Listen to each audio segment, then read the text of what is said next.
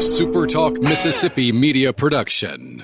Hi, this is Dr. Andy Barlow with the Chiropractic Physician Center of Tupelo and author of the #1 best-selling book, The Code Breaker. Are you sick and tired of being sick and tired?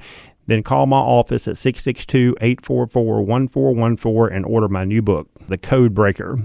This is Gerard Gibert, and thank you for listening to MidDays here on SuperTalk Mississippi. Get ready to go beyond the headlines and join a meaningful conversation with people from around the state. Hello? You're listening to MidDays with Gerard Gibert here on SuperTalk Mississippi.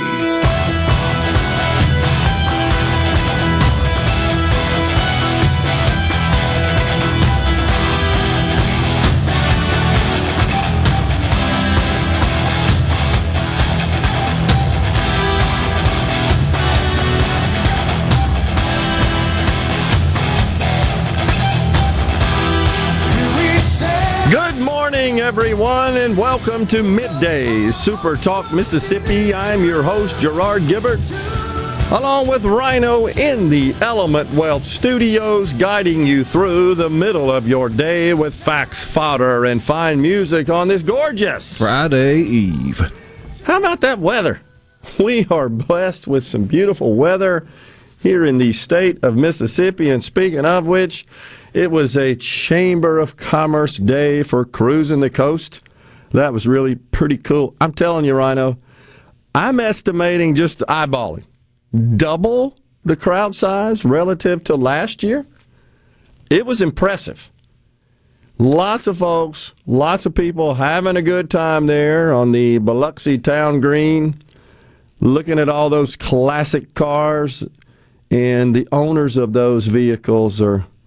They're a special breed. Their passion, their love of vintage classic cars really shines through.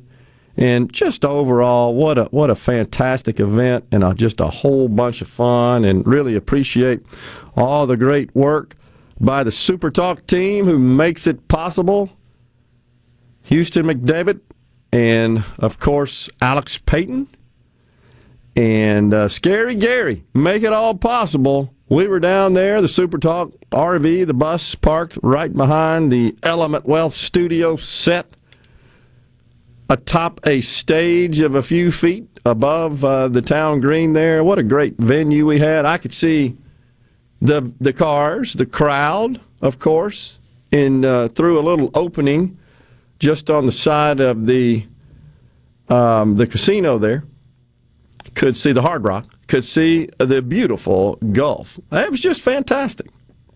And watching all the cars cruising around. And it's amazing, folks just set their lawn chairs up all along the sidewalk there to take in the sights. It's incredible. It really is. But some of them had their lawn chairs there for a while. Yeah, exactly. Saving a spot. Exactly. God bless them. And it's free. I mean, you can just go walk around and see all those vehicles. It doesn't cost. I got stopped, by the way, when I was walking back over to the hotel where we bunked down Tuesday evening, and of course left my vehicle over there, and got stopped by two people asking if there was an admission charge to take in the scenery there. So anyhow, congratulations on Woody Bailey and his team and their awesome job. A lot of people, as you know, that work behind the scenes that go sort of unnoticed, but I'm going to do it here. I don't know all their names, but congratulations and thank you for a job well done. And thanks to all the guests we had on the program. What a great guest lineup we had yesterday. That was a lot of fun talking to everybody. But anyhow, another great, for at least Super Talk, another great Cruising the Coast MidDays in the books.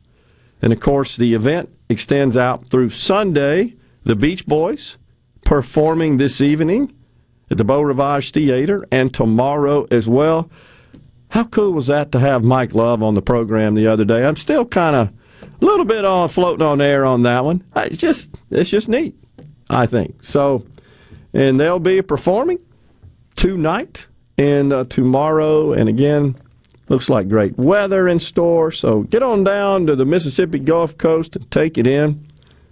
Should be a really good time for you. On the program today, in the next segment, LuAnn Pappas, the CEO of the Scarlet Pearl, they received some awards here recently, so LuAnn will be discussing those with us. And then Brent Bailey, Public Service Commissioner from Mississippi's Central District, will join MidDays at 11:05. We'll get an update from the Public Service Commission, and we'll discuss further this rather controversial net metering issue. That should be a good discussion. We had an individual on, was it last week, Rhino? I lose track of time with all the days running together, that is the executive director, CEO, president, I'm not sure of the exact title, of the Renewables Energy Industry Association for the two-state. Mr. Canton, as I recall, was his name, Cantin. Jeff? Was it Jeff Canton? It seems right. But I have to go back and look at the lineup. It was Monday. It was Monday, okay. All right. So breaking it up with a little travel to the coast, kind of lose track of the weeks. But, yeah. No, that was that Monday? Was it Monday? No, I wasn't here Monday. Okay, so it wouldn't be Monday. I think, wasn't I off Monday? You were. Yeah. So it was last week. But nonetheless, you remember that discussion with him talking about this issue. Oh, that's from Thursday. Of last week, yeah. Right? That sounds right. So a week ago. Okay. So we'll discuss it further with Commissioner Brent Bailey coming on the program today. Should be a good one. It was also fascinating discussion with, her name escapes me, that runs the Mardi Gras Museum down there. That's pretty neat, wasn't it? Oh, yeah. The history of Carnival and Mardi Gras is always interesting. It's really cool. Anna Harris, the executive director. Thank you. Yes, and appreciate Anna coming on the program and discussing the museum. It's unique in Mississippi, certainly to the Mississippi Gulf Coast. Of course, neighboring to the west, New Orleans and Louisiana, and to the east, Mobile. Someone texted us yesterday and said the first Mardi Gras stateside was actually in Mobile. That's certainly possible. Yeah, I haven't verified it, but I appreciate the information regarding that. I think some folks were probably surprised to learn that the holiday itself is a Catholic religious holiday. It's not really a holiday, but the celebration, the merriment, because Lent cranks up the very next day with Ash Wednesday, the 40 days leading up to Easter. And by the way, as a long-time practicing Catholic, for those that didn't know, you probably are aware, there's lots of symbolism in Catholicism. And that 40 days is symbolic of Jesus going to the desert for 40 days and repenting and sacrificing. We as practicing Catholics, we're supposed to give up something for Lent. When I was in Catholic grade school, Rhino, you literally had to tell the whole class, to the nun teaching the class, okay, Mr. Gibert, what are you giving up for Lent? And you have to, well, sister, I'm going to give up. And they kind of held you to it. How's that going? About a week later. So you had to think through that, of course. And it was in the Catholic school, of course, it was fish sticks on Friday. I just got to tell you, I didn't eat them. They just weren't very good. So I'd usually go hungry and come home and gobble up food after class. But fish sticks, you can count on that. What was in those fish sticks? Do you think it was just fish? I actually went down a bit of a rabbit hole on this yesterday because you were talking about the fasting. Yeah. And how it's been the same as long as you've been alive. Yeah. And according to what I could find, I couldn't find a whole lot because I didn't go too far down the rabbit hole, but the fasting dogma was changed in the mid-'60s. Oh, I want to say it was relaxed somewhat, right? Okay, well, that's because when I was in grade school. Before that, you were only allowed one meal a day during the fasting period. That is correct. I do remember that. Yes, that is correct. And, there was also a time when you were to receive Holy Communion at Mass, or it didn't matter, whenever Holy Communion was administered, you had to fast nothing but water for some period of time leading up to that. I would say maybe it's 24 hours, and then that got relaxed and reduced down. I don't hear so much about that anymore. And I want to say if you're over a certain age now, maybe it's 65, you're not expected to refrain from eating meat on Fridays during Lent, which is the practice now. So anyhow, it's still, though, the symbolism still exists. It is designed to correspond with and represent Jesus' sacrifice and repentance during that 40 days when he was in the desert. It's kind of like the relaxing of Islamic law as pertaining to some of their fasting, and they've had some relaxing on it because their rules are you aren't allowed to eat until after sundown. Okay. And what do you do if you're a practicing Muslim living somewhere like Alaska? That's true. Where sun don't go down sometime of year. So they've had certain relaxations in their fasting laws. Well, anyhow, little digression there, but history of Mardi Gras and its connection to the Catholic period of time on the liturgical calendar. That's what it's all about. Let's see, are we out of time here? Looks like in this segment. Huh? There we go. All right, we're going to take a break right here from the Element Well Studios. It's Middays. When we come back, it's LuAnn Pappas, the CEO of the Scarlet Pearl. Stay with us. Nobody's interested in learning but the teacher. Segregation, determination, demonstration, integration, aggravation, humiliation, obligation to my nation.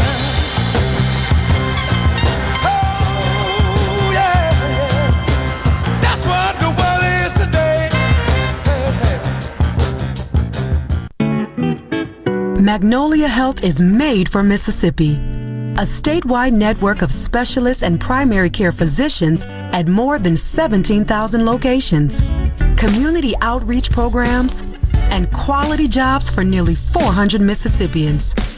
Our commitment to building healthier communities in Mississippi has never been stronger. Learn more at magnoliahealthplan.com/benefits. Hello, I'm Gary Jolly from the Tractor Store. LS Tractor understands your passion for the land, and just like you, LS Tractor is committed to excellence and superior products. LS Tractor comes with a long list of standard features that are unmatched by other brands and backed with the LS commitment to provide exceptional customer service and satisfaction. You get a lot more for your money with the LS Tractor. Come to the Tractor Store in Richland to experience the LS difference. The Tractor Store in Richland. This is Allison Callaway. Since 1954, Callaway's has been family-owned and operated. Located in Gluckstadt, south of Germantown High, Callaway's has a large selection of all your favorite trees, shrubs, and fall color plants. Callaway's has large rolls of pine straw, and we offer quantity pricing. Callaway's outdoor patio furniture is in stock and ready for delivery, all 20 to 50% off, and for a limited time, free delivery in the metro area. Our farmers market is full of fresh fruits, vegetables, fall pumpkins, local honey, jellies, jams, and the best tomatoes in town. Callaway's has farm fresh produce 7 days a week. Did you know Callaway's has beautiful decorative accessories and gift items for your indoor and outdoor living spaces? Callaway's has bulk soils for pickup and local delivery. Callaway's landscape designers Clinton Streeter and Corey Castle can design and install your landscape. Callaway's Gluckstadt on Calhoun Station Parkway, south of Germantown High. Everything for home and garden, that's what Callaway's is. At Clinton Body Shop, we really do take pride in perfection, and that's why we've been awarded the iCar Gold certification for our 30th year straight. Only 11 shops worldwide have accomplished this. This remarkable achievement can only happen with continuous training from iCar and the manufacturers of the vehicles you drive. In fact, we're trained and certified by more automakers than any shop in the market.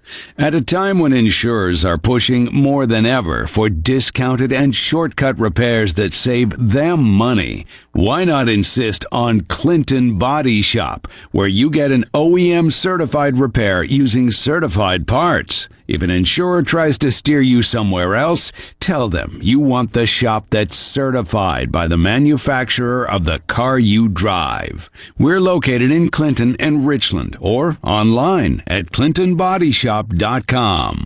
Hey, it's Richard Cross. Be sure to catch Sports Talk Mississippi, your new home for the best sports coverage right here in the Magnolia State. Every day from 3 until 6, right here on SuperTalk Jackson 97.3. Middays with Gerard Gibert. Let's do this. On SuperTalk Mississippi. Let's go.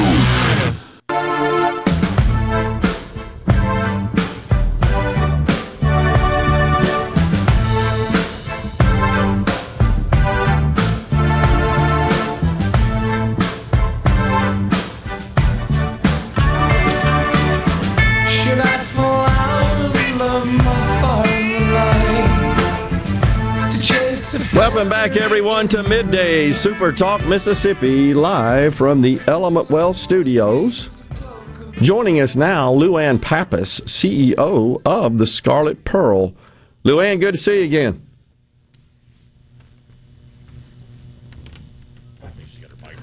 Check your mic there, LuAnn. You may have it on mute.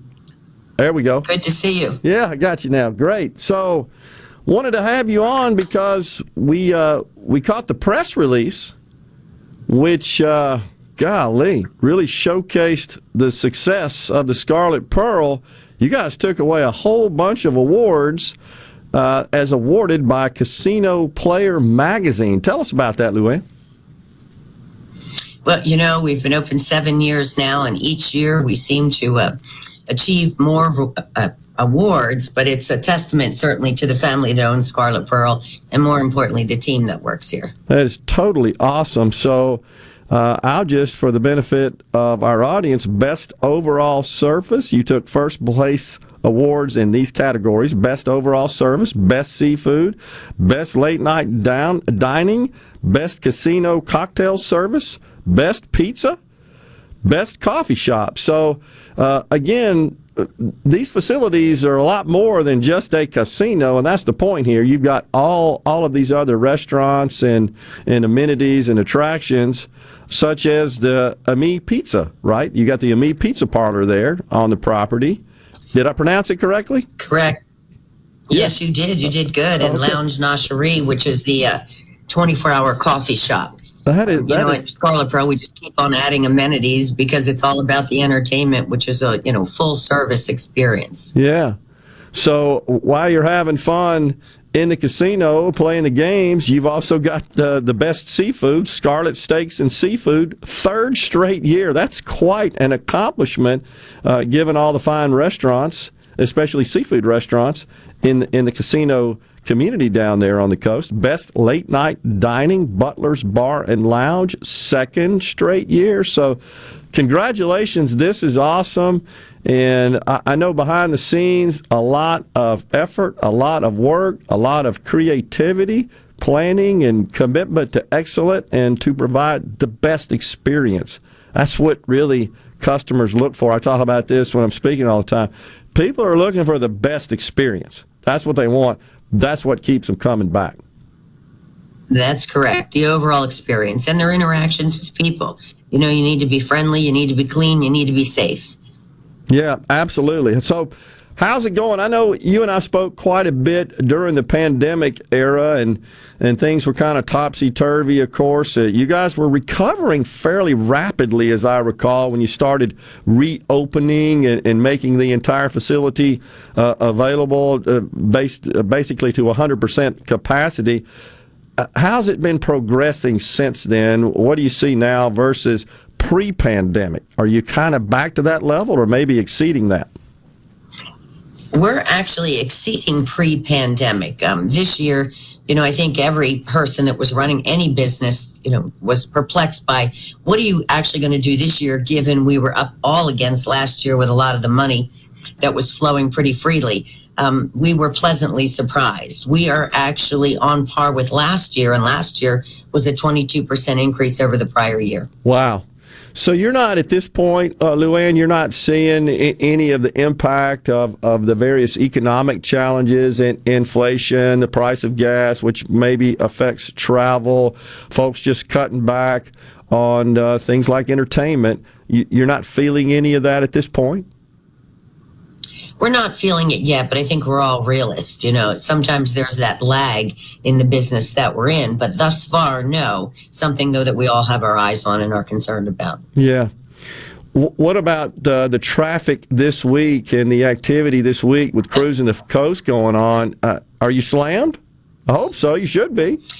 We're very busy. You know, obviously the challenges with the roadways. It's comical that you said that because I drove downtown this morning, Biloxi, and I'm like, oh, why did I take Highway 90? Yeah, exactly. I made that same mistake yesterday, thinking I can go out this way and get to the interstate quicker, and I realized, no, I better go back to the coast, get on 90, and enter from that route. Yeah, but it's correct, but you know the weather is beautiful, so yeah, a beautiful day to drive the coast between the beach and seeing all the cruisers and their tents. Yeah, it's unbelievable, isn't it?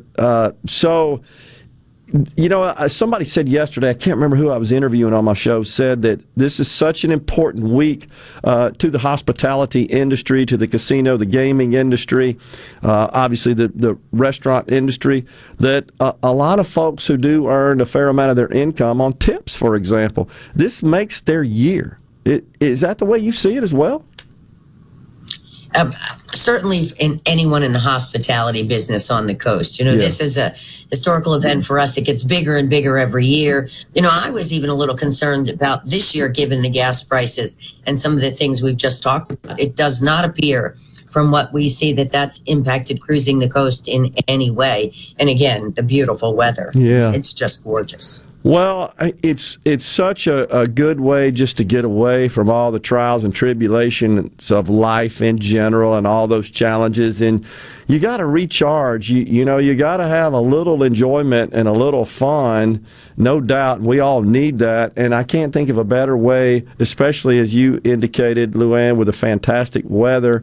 We seem to have been blessed with that at least a couple of years in a row. And this is generally a good time on the coast for good weather.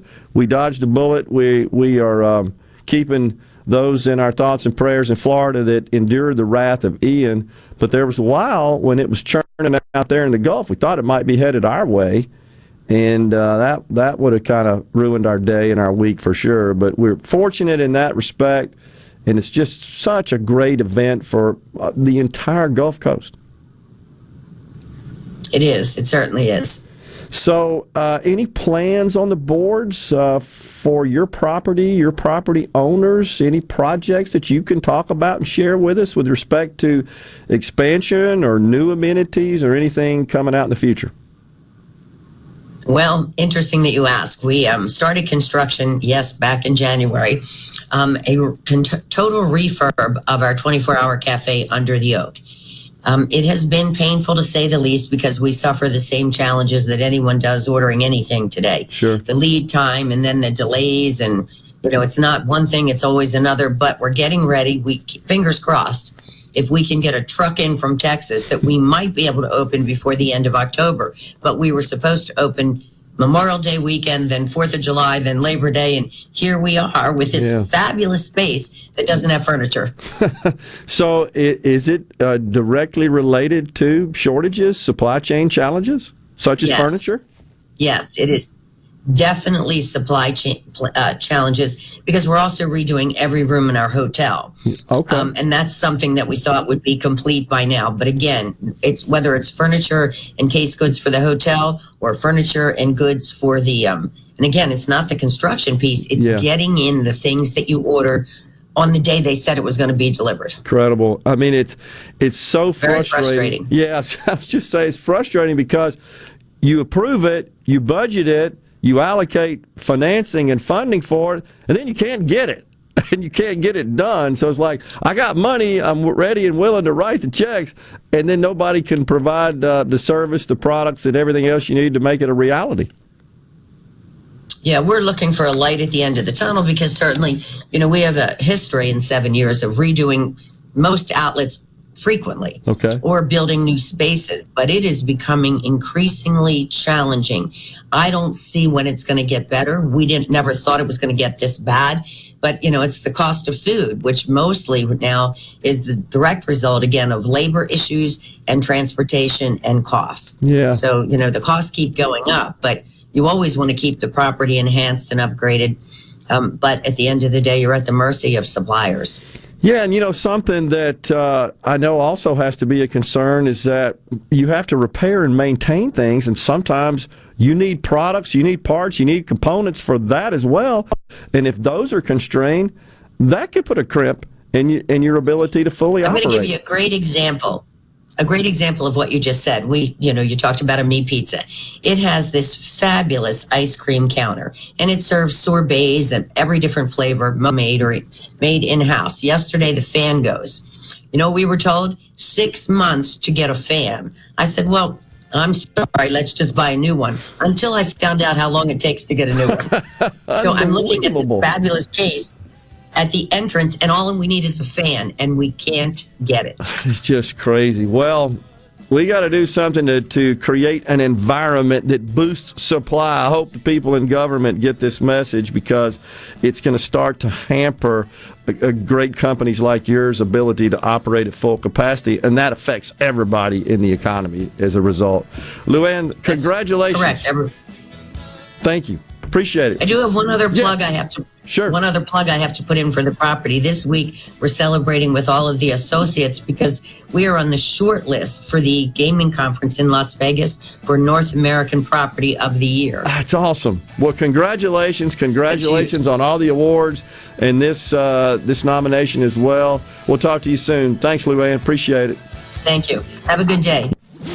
From the SeabrookPaint.com Weather Center, I'm Bob Sullender. For all your paint and coating needs, go to SeabrookPaint.com. Today, sunny conditions, high near 86. Tonight, mostly clear, low around 59. Your finally Friday, mostly sunny, high near 86. Friday evening, partly cloudy, low around 58. And a beautiful day for your Saturday, sunny skies, high near 80 degrees. This weather brought to you by our friends at Gaddis McLaurin Mercantile since 1871. For all your deer camp needs, stop by today. Gaddis McLaurin Mercantile in downtown Bolton. Hello, this is Doug Garner. And Ryan Nemi, owners of Logan Farms Honey Glazed Hams in Jackson since 1995. Let all your team members and valued clients know you're thinking of them this holiday season. This year, give them a product gift voucher that's redeemable for one of our signature gourmet meats, both in-store and online. Our product vouchers allow for a recipient to conveniently choose when to have their gourmet meat. Logan Farms also has great corporate discounts. We gift box our hams, turkeys, and all of our gourmet meats. And we still offer delivery to your company, as well as shipping nationwide. Our hams are sliced and glazed in-store when you pick them up, and still boast 30% lower sodium than the competition. Call us at 366-HAMS. That's 366-4267. And be sure to ask for Ryan or Doug. Let us help you extend your gratitude to your loyal employees and valued clients with one of our gourmet meats. Find details at jackson.loganfarms.com. Rogers Dabbs Chevrolet is Mississippi's largest General Motors business elite dealer. We make it easy to maintain your fleet with over 100 work-ready vehicles available for your job site. Diesel, gas, trucks, vans, and service bodies. And we build to your business specifications. It really is easier with Rogers Dabbs Fleet. Call the Rogers Dabbs Business Elite Fleet Team today at 866-671-4226 or visit us online at rogersdabbs.com. Rogers Dabbs Chevrolet. Find new roads. Who said food? Who said rides? Who said free parking? I say Yazoo County Fair. The most beloved tradition of Yazoo is back. The Yazoo County Fair is celebrating 94 years with a whole week of entertainment and fun. From October 14th through October 22nd, enjoy all rides for one price. Plus arts and crafts, local canning exhibits, petting zoo, and other fair favorites included in your general admission. Parking is free, so we hope to see you at Hugh McGraw Drive. Find all the details on Facebook or go to visityazoo.org. Engagements offer the promise of eternal love. Confirm that inspiration with a stunning diamond from Albritton's. Every stone is carefully selected for its color, cut, and clarity. From classic solitaires to multiple stone selections, Albritton's offers the latest designs celebrated for splendor and value. Albritton's, 4 generations strong and still Mississippi's foremost diamond merchant. I'm JT Mitchell, and you're listening to SuperTalk Mississippi News. As a water crisis continues in Mississippi's capital city, officials from Hinds County have missed a deadline to apply for funds from the Municipality and County Water Infrastructure Grant Program. Hinds County Administrator Kenneth Wayne Jones told WJTV that they'll apply next time. It gives us the opportunity to go back, look at some of the other things that we probably didn't put in, because this application is going to be based on a scoring process by MDEQ. So we looked at it and saw some of the things that may have been 18 points that with what we had, we could only get 3. So it'll be more allocated in the next round. So, we're not missing anything.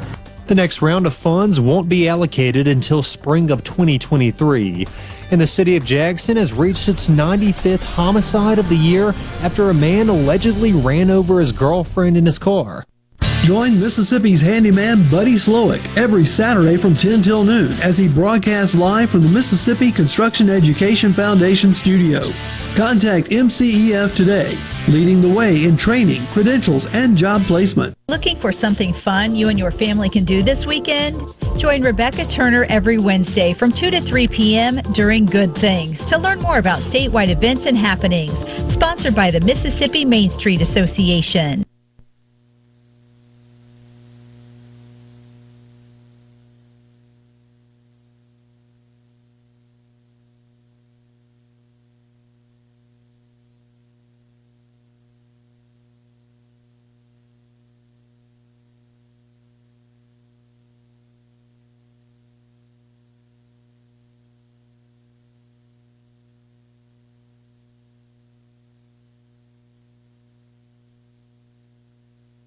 You know that nowadays more people are cutting the cord, ditching traditional cable and satellite television, and instead just streaming everything.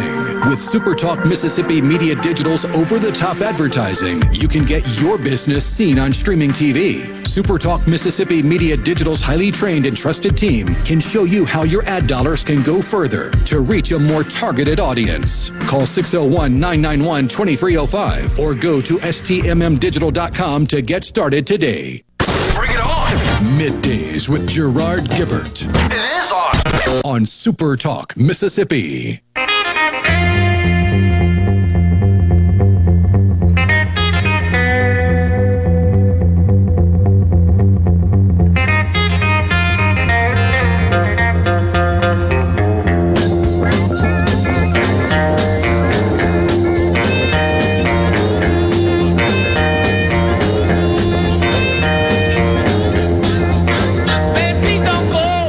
Welcome back, everyone. Middays, Super Talk Mississippi in the Element Well Studios on this Friday Eve. We thank you so much for joining us today. Appreciate LuAnn Pappas, CEO of the Scarlet Pearl, coming on Middays. That's quite a long list of distinctions and honors, and they certainly should be proud. That means they got good team doing good work and making people happy and providing, like I said, a very positive experience, and so they're being distinguished and awarded for it, and congratulations to them. Really, the environment yesterday is incredible, and the Mississippi Gulf Coast and the state of Mississippi, I think, has a lot to be proud of, and I can tell you that event is going to get bigger and bigger, and here's why. Everybody you talk to, you say, have you been here before? No, first year, I'll never miss another one. Have you been here before? Yeah, second, third time, I'll never miss another one. So it just keeps getting bigger and better, and you can just expect they're going to run out of space. I wonder eventually they're going to have to limit, right, the number of cars that can exhibit. But they're pretty creative. I bet they'll figure something out, Woody and his team. And just seeing and witnessing the collaboration amongst all the entities, all the parties that have to work together to pull off such a large event like that, it's just really something. I think it says a lot about the great people of the state of Mississippi and the Mississippi Gulf Coast in particular. So just wanted to get that out there. It's a feeling of pride as a Mississippian. I mean, where else can you get award-winning coffee and award-winning pizza? Yeah. plus the vintage cars there, right? I mean, all that in one deal. But yeah, the Scarlet Pearl, the best pizza, ice cream, and coffee, steaks and seafood, all in one place. Pretty cool. And that's certainly not to detract from all the other fantastic properties down there as well, which in my personal experience always do provide a very positive experience for guests. And it's something to be proud of. It's amazing. You know, I said it yesterday, 2005, Katrina, who'd have thunk? Who'd have thunk it'd come back the way it has? And I think it speaks to the commitment, the loyalty of the people on the Mississippi Gulf Coast and the quality of people on the Mississippi Gulf Coast that it's their home. And they came back and made it better. And so congratulations to them. One of the individuals that I interviewed yesterday, Rhino, one of the commissioners, let's see if who was it? Rusty David, Coastal Mississippi Commissioner from Harrison County. He told me off the air, by the way, that he knew my father-in-law, who sold cars at D's Chevrolet down there in Biloxi for years. And he said, yeah, I know your father-in-law, Charlie Gill was his name.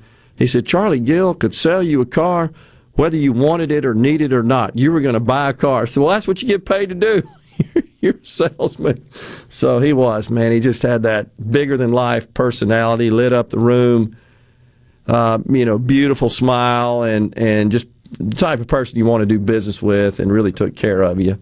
And he had a long list of very loyal repeat customers, built a good book of business through the years. So anyhow, we're going to move on to the C Spire text line here a little bit.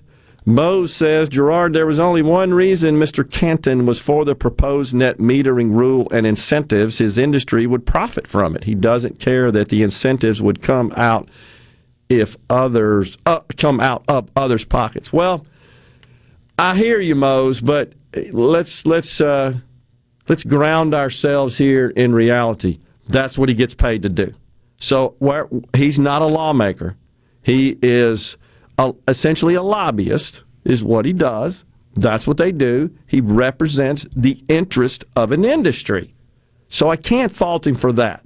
I can't fault him for putting forth his best effort to influence policy making that would benefit his industry. And while you're absolutely right, Mose, here's the reality. Rhino, you know this because a bunch of them come on our show. You go down to the Capitol during the session, that's all you see in the halls, where the lawmakers are in their respective chambers or committee meetings along the halls there. It's absolutely covered up with lobbyists. That's what they get paid to do. And it's completely legal. Now, I will say that I think there's a tendency to think that all lobbying is about, well, I'm just trying to sell legislators on something that may not be in the best interest for all citizens, but my particular clients. Yeah, to some extent, but here's what I'll also say.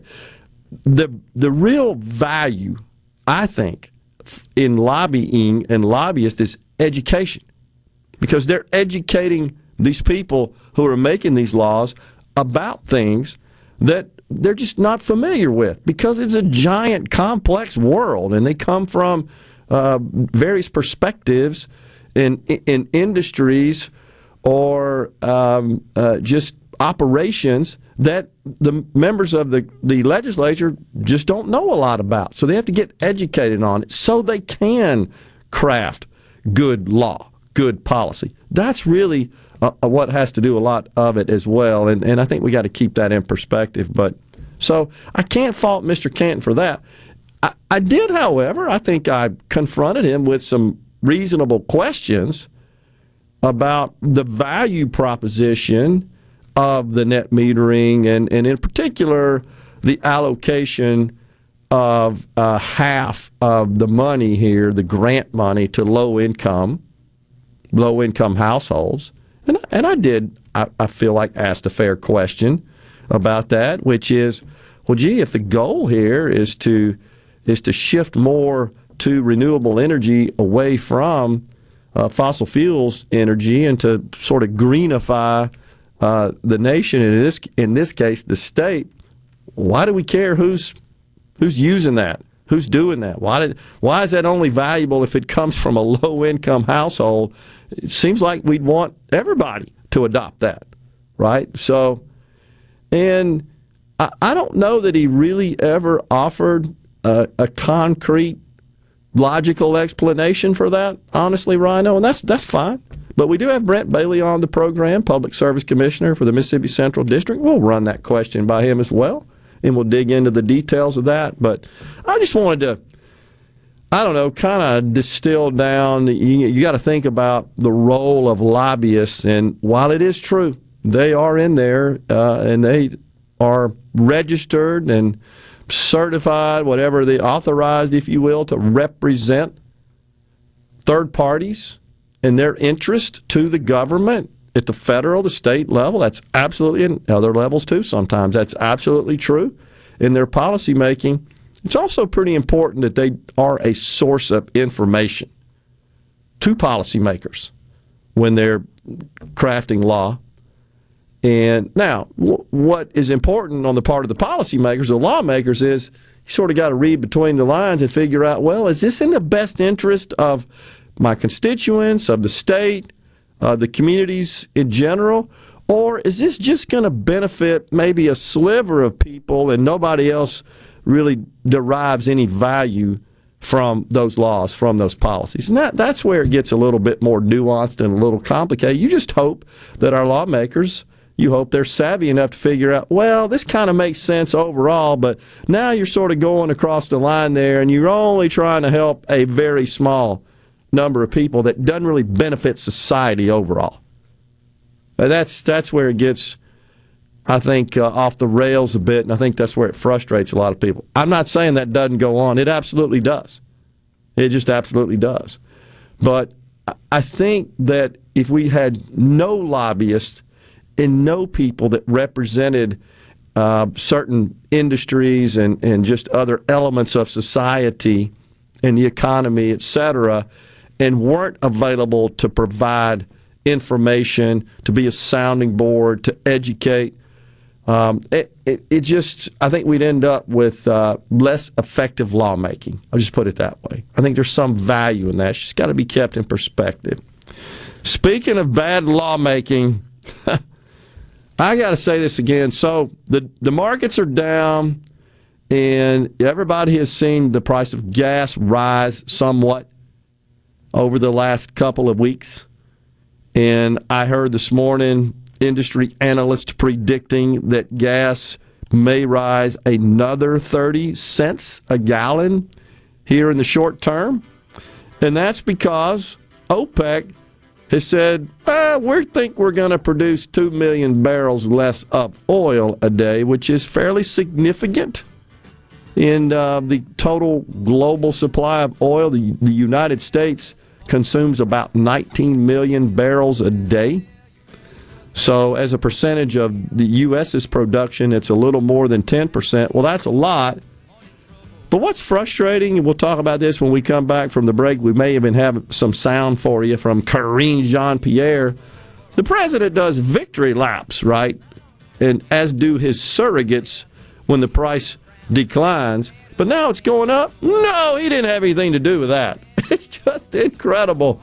We're going to take a break here on Middays from the Element Well Studios. Coming back to talk about that. Stay with us. And he like his fancy clothes. And he like the way. Be sure to tune in every Saturday morning from 10 until noon for The Handyman Show. Brought to you locally in part by Mid-South Crawlspace Solutions. Protecting your home from structural damage, cracks, humidity, mold, and more. That's Mid-South Crawlspace Solutions of Mississippi. Nicely done, Beef.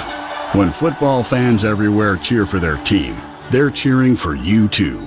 Because your savory snacks fuel the gridiron battle. With your tasty sliders, hearty chilies, and drool-worthy steaks, every option is an MVP. Most valuable protein. So gather around the TV and get cooking at BeefIt'sWhat'sForDinner.com. Funded by Beef Farmers and Ranchers. Speaking to all men, If you're a stickler about your ride or your car looking just right, then why don't you take better care of yourself? Man Up MD is a concierge medical clinic, tailor-made for men of all ages. We offer convenient same-day appointments with personalized primary care and treatment plans designed for you to reclaim your energy and performance. Man Up MD can have you tuned up and ready for rocking down the highway.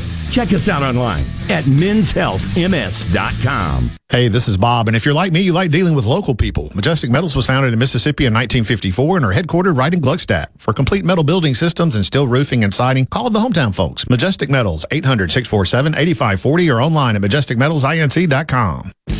Hey, I'm here with Alex Murray of Auto Innovation. At Auto Innovation, we want to change your car buying experience. When you're in the market for a quality pre-owned vehicle, please come see us. We want to make friends, not just customers. All eligible vehicles are inspected by a Master Tech mechanic and come with a limited powertrain warranty on us. We are located on Highway 51 in Ridgeland. Come by and see us or check out our inventory online at autoinnovation.net.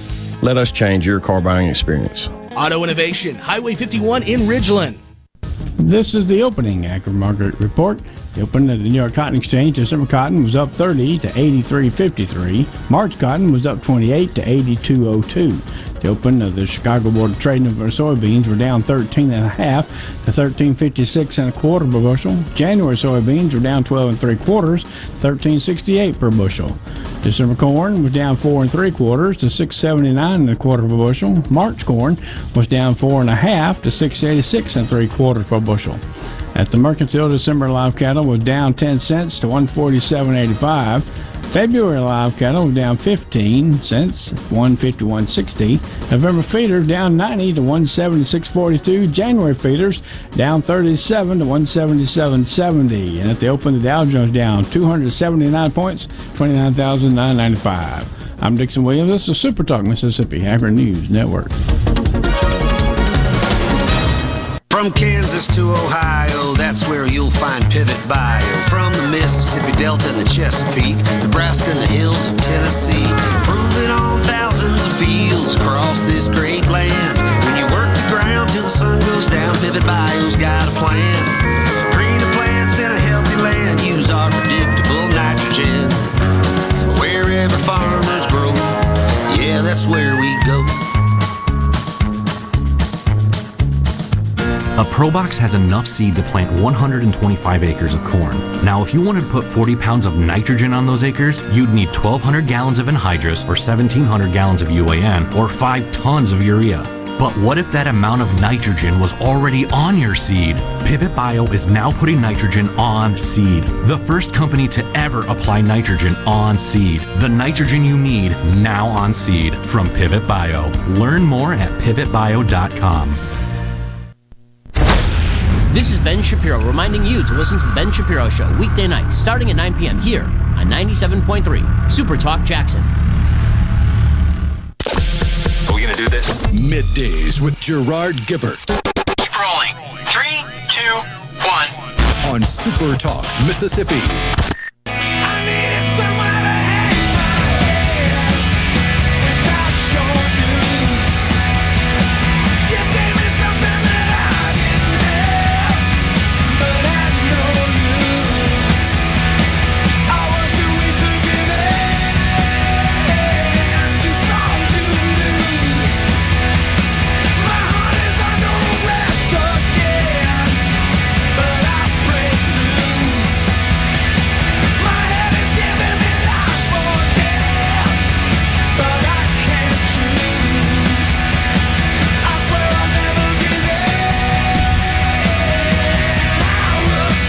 Welcome back, everyone. Midday Super Talk Mississippi in the Element Wealth Studios. Gary in the Berg says Gerard is on a roll. Sanderson Farms are now cruising the coast. Are y'all going to broadcast from the Scarecrow Car Show in Madison? I'm not familiar with that. Is that coming up? And your favorite car from cruising the coast was?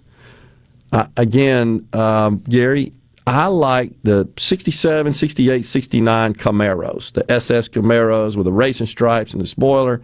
Those are my favorite. And I think you could get two different engine sizes, engine displacements, maybe a 3-speed and a 4-speed version, as I recall, on the floor, bucket seats, the sportier version. That man, I wanted one of those so bad, and of course could not afford it, but those were really, really something. There was several of them there, and they're just beautiful, and I'm just, oh gosh, so cool looking.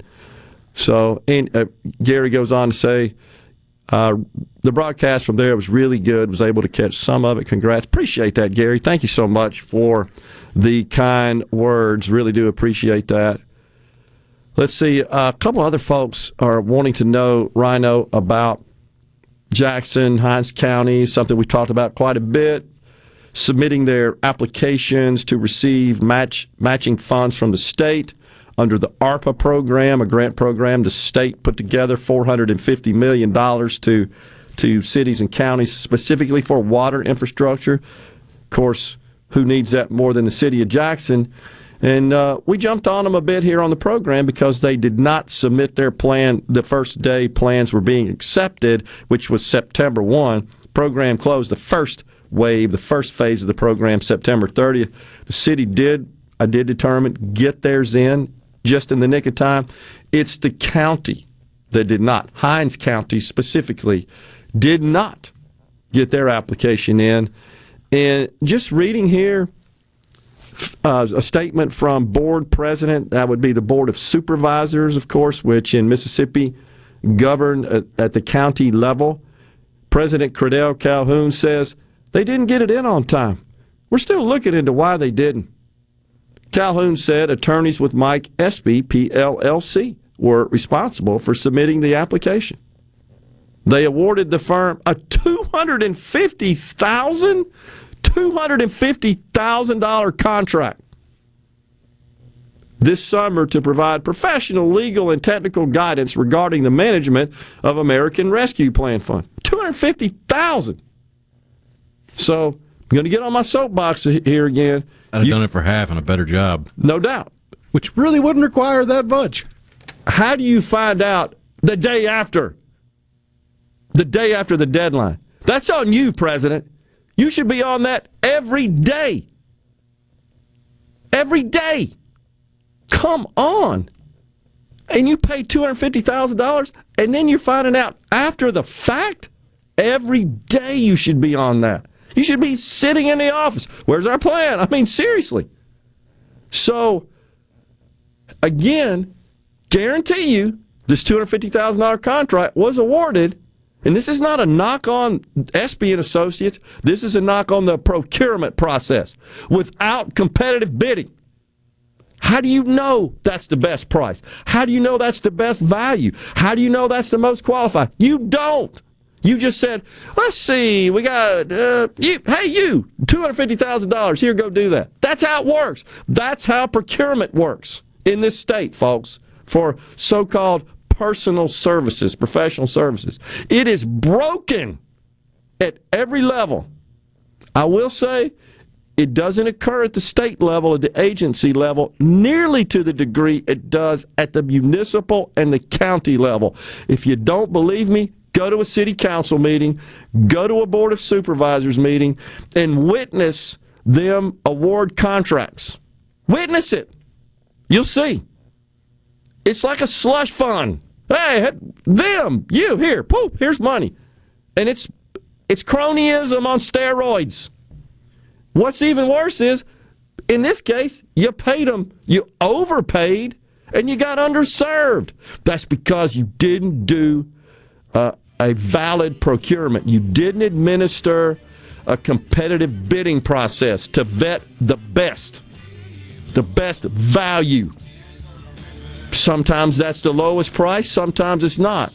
But a well-conceived, a well-drafted request for proposal, request for bid, request for information, whatever the process you deem appropriate, that is how you make sure the taxpayers get the best bang for their buck.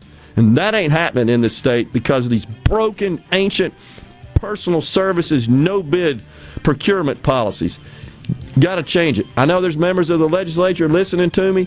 Get on it. Let's get it changed now. This is ridiculous. Taxpayers are getting fleeced. And in this case, they lost out on money We're taking a break. We got Commissioner Brent Bailey coming in after the break. Your home for Ole Miss sports. WFMN Flora Jackson. SuperTalk Mississippi. Powered by your tree professionals at Baroni's Tree Pros. 601-345-8090. Fox News. I'm Chris Foster. Gas prices are up again today, and President Biden says he's disappointed that members of OPEC with other oil-producing nations are cutting production, and that the administration is looking into alternative sources.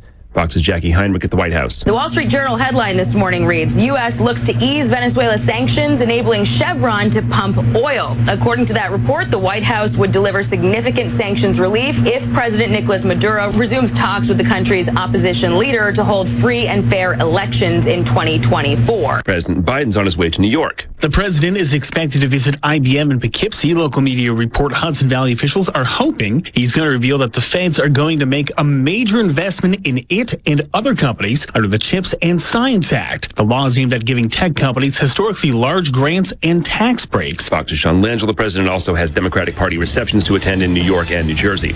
America's listening to Fox News. Spillway Diner, known for its great breakfast and lunch, is now open till 8 p.m., featuring a new special each night. Monday, enjoy all-you-can-eat breakfast. Tuesday, half-price blue plates. Wednesday, it's $1 wing night with 14 flavors to choose from. Thursday, all-you-can-eat fish fillets. And on Friday and Saturday, enjoy a juicy sirloin, ribeye, or filet, served with baked potato, roll, or Texas toast, and a drink. Spillway Diner's all-you-can-eat special feature menu is dine-in only, no sharing. Find them on Facebook for more on the new menu, hours, and location. Hey guys, it's football season again, and the College Corner is back to get you geared up for game day. We have significantly increased our inventory, so there is even more to choose from. Still waiting in lines and fighting the big crowds in Starkville and Oxford? Come by and our staff will have you in and out and on your way. Want to score a touchdown at your next tailgate or homegate party? Then look for us online at collegecornerstore.com or come see us at our Ridgeland store and in Flowood. The College Corner, where it's our job to make your Saturdays great. I'm JT Mitchell, and you're listening to SuperTalk Mississippi News. The University of Texas Permian Basin has provided no further update on head women's soccer coach Carla Tejas. Tejas, who formerly served as a graduate assistant at Belhaven in Jackson, was suspended earlier this week after being accused of asking players for bail money following a DWI arrest, giving alcohol to minors, as well as making inappropriate contact with members of the men's soccer team. Former players have since spoken out, saying the culture created by Tejas forced them to either contemplate or attempt suicide. And former Tunica Airport director Eric Konupka has been arrested after allegedly using the airport debit card to pay for over $9,000 in cigarettes, casino costs, and other personal expenses. Konupka is facing up to 20 years in prison.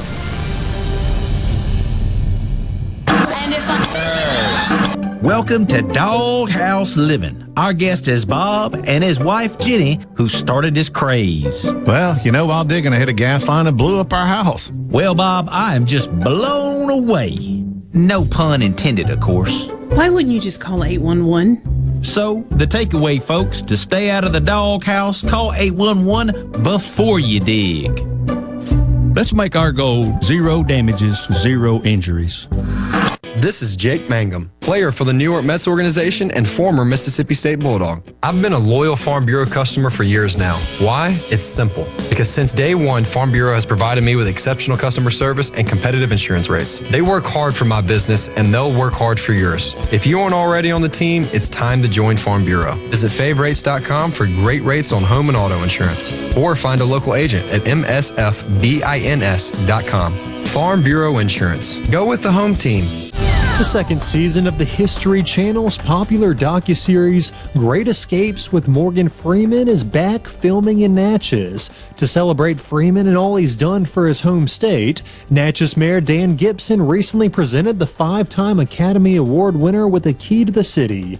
And the Mississippi State Fair is back until October 16th. Commissioner Andy Gibson talks about this year's entertainment slate, headlined by Scotty McCreery. Scotty's going to be there Thursday, October the 13th at 7:30 on the main stage, and we've got B.O.B. We've got David Lee Murphy, who is another country music star. Today is going by Midnight Star, Bobby Rush, and a lot of good local artists and bands like Chad Perry, an Epic Funk brass band, Mark Powell and the Voices of Christ, Alan Sibley and the Magnolia Ramblers. You see them on RFD.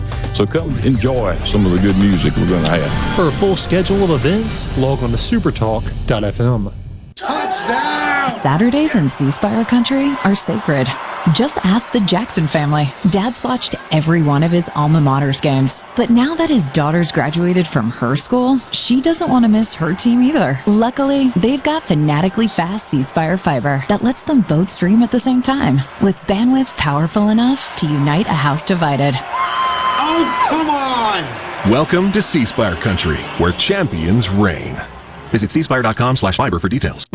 Are you thinking about retirement, or are you recently retired? Do you have a plan, or do you have a drawer full of statements? If your answer is the latter, then you're not retirement planning, you're retirement hoping. Risks and inflation are rising, and planning is critical now. At Element Wealth, our exclusive 360 process can create a strategy to help protect what you've worked so hard to build, while still providing growth. To start the conversation, visit myelementwealth.com or call 601-957-6006, 601-957-6006. To all the folks in the Capital City metro area, love to have you join me tomorrow morning, 6 till 9, Gallo Show. We'll start your day the informed way. Super Talk Mississippi 97.3.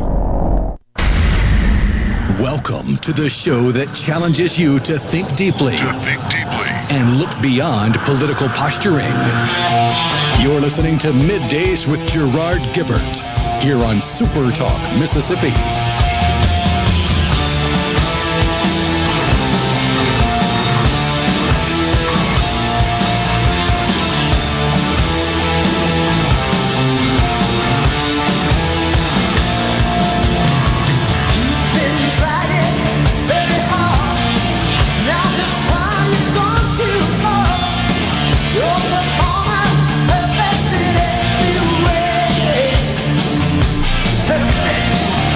Welcome back, everyone, to Middays, Super Talk Mississippi, live from the Element Wealth Studios on this Friday Eve. Joining us now in the Element Wealth Studios, Brent Bailey, Public Service Commissioner from Mississippi's Central District. Commissioner, thanks for coming on Middays. Thank you, Gerard. Good to be here as always. Always. I know you've been traveling around a good bit and have been sharing your stories. I heard them coming in about your time on the coast. Yeah, we've been carrying the Super Talk flag all over the state. We've been having a lot of fun with that. Our state, we are so blessed to live in such a beautiful, fantastic state with great people coast to coast. And from the top up there on the border of Tennessee all the way down to the Mississippi Gulf Coast and all points in between, the people of Mississippi are great. And so it is our honor and pleasure to get out and about. I especially, I will say, do like traveling this time of year because our landscape, our countryside is so beautiful. You can see the trees starting to change a little bit. And, of course, the sun is shining and this time of year, which is always great, and puts a glimmer and a shine on the landscape. We enjoy it. But, all right, so this net metering issue is something that we've been talking about quite a bit on the program. You and I have had some private discussions as well, as you have. Speaking of the sun shining, huh? Yeah, exactly. Exactly. As I've asked you some questions, and you've been kind enough to answer those, respond to those, and explain things that are a little unclear. It gets a little technical, I think, in nature. Most anything, it seems, in utility regulation can become complex. Sure. And it's because it is a lot more of a diverse industry than it once was, and so the more diverse the industry gets, and by that I mean there are just multiple sources of energy, multiple players,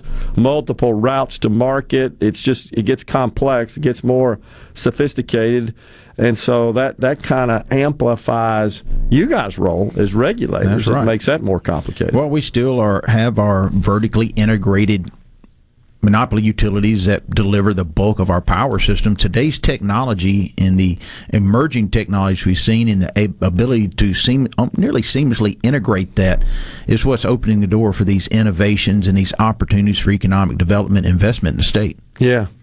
So no doubt that I would say the role itself as a public service commissioner and the Public Service Commission's mission and its function, it's become more complex as a result of that. We've gone, kind of making that evolution while we're still utility regulators. We're also, in certain cases, economic regulators as well. And have a role in that. And I'll share some of that with you later as we move through the conversation. All right, so most recently, I guess, a somewhat contentious issue has been this net metering program, and also associated or incorporated in the program are some subsidies for households to invest, and schools as well, right, in solar panels and solar panel-powered electricity and energy.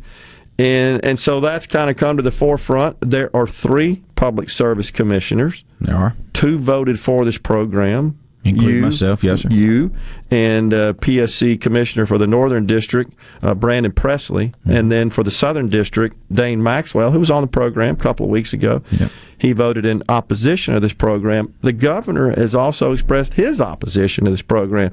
So before we get into that and why people are on different sides of the fence on this, explain us exactly what the details of the program are, what the provisions are at a level that our audience can understand. I'll do my best. So this is something that has been around since 2015. The original docket to look at net metering, distributed generation, and the incorporation, the ability for consumers to self-supply and the right to interconnect began that conversation back in, I think, January 2011. With a rule that came out in December 2015. Okay. And it's a very general rule, provides the opportunities. It does not allow for net metering. I know that word gets used a lot, but we really don't utilize net metering as traditionally defined across the U.S. Okay. We allow for a compensation of avoided cost. Well, explain what it is first. All right. Net metering, if in the true definition, would be for any excess generation that a resident or business provides back to the grid would be compensated a rate at the retail rate. So whatever you buy from the utilities, you get compensated for that same amount. If you're paying a utility 12 cents per kilowatt hour, whatever you generate and goes across the meter onto the grid, you get compensated for that. In Mississippi, we have not done that and still don't do that. We do what's called avoided cost, which is basically the wholesale cost of electricity minus all the other fees, charges, administration, fuel costs, all that kind of stuff. What is that least cost energy resource that's next available on the grid? Okay. Plus, we allow for a certain, what we call a value of distributed generation. So that's all these other savings that are built in when a residence or small business self-generates power and pushes it across the grid. Okay. You're not burning a fuel source. You're not losing electrons across the transmission and distribution grid. There's other resiliency and reliability factors built in as well. Now, they all have a value to them, which are often difficult to quantify, but there is a known benefit associated with this activity. Okay. So the Public Service Commission back in 2015 set that value of distributed generation at 2.5 cents. Okay. So avoided cost plus 2.5 cents would be what you as Gerard would be compensated for if you had a distributed generation system at your home or business. Okay. For that went across. That did not change. That remains in place today. What we did was provide certain incentives for residential and non-residential. The opportunity to help create diversification in our energy marketplace, and help establish and build a new market segment to, quite honestly, this date, it's just sort of, I don't say languished, but just has not matured as if we've seen in many, many other parts of the nation and world. And so that is a decision that the Public Service Commission has been considering for the last 21 months, working through this process. A whole range of interveners have participated in this across the spectrum, and we did come out with a rule in July. Yes, and it was not seen favorably by certain parties. The utilities pushed back.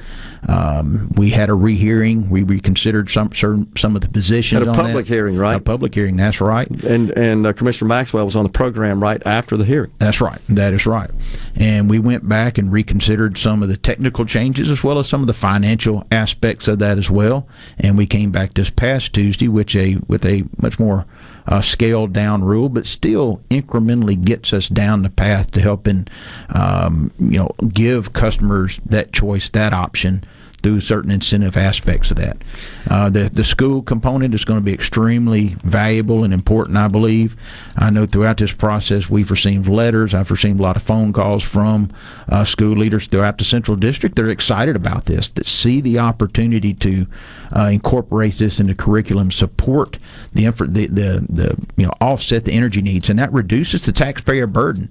So of all the expenditures on energy can now be redirected somewhat into enhanced teacher salaries, to classroom supplies. Okay, so let me make sure I understand that. And supporting education. I don't mean to interrupt you, but let me make sure I understand. So what you're saying is, if the schools were to install solar panels and begin to harvest the power from the sun to power the school facilities, likely are to also produce enough power that would be in excess of what they consume, they too would be eligible, right, to sell that back.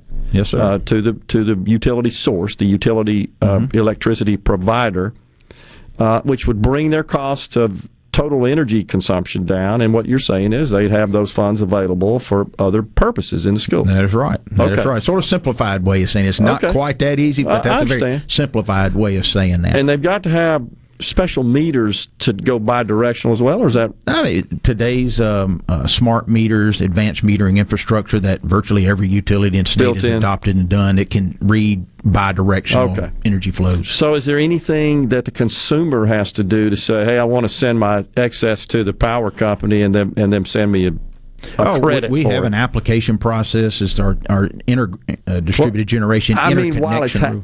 While it's happening, is it just automatic? The technology just handles it. Once everything goes into place, you'll receive a credit or whatever on your bill. It will net out. I hate to say net out, but it will. You will receive a credit on the bill at the end of every month. It zeroes out and starts the process over the next month. But once they install all this, they don't have to do something on some regular basis to say, hey, send my excess up to the power company. It just happens within the infrastructure. That's right. It knows to do that. It's transparent. Special no action, no intervention. Just works out, and then you get credits that equal the amount you send. The installer will work with the utility and the owner of the project, and all that gets residential and schools, right? We're talking about commercial and residential. Right. That's right. All right, we'll take a break. We'll come back and talk some more with Brent Bailey, the Public Service Commissioner for Mississippi Central District.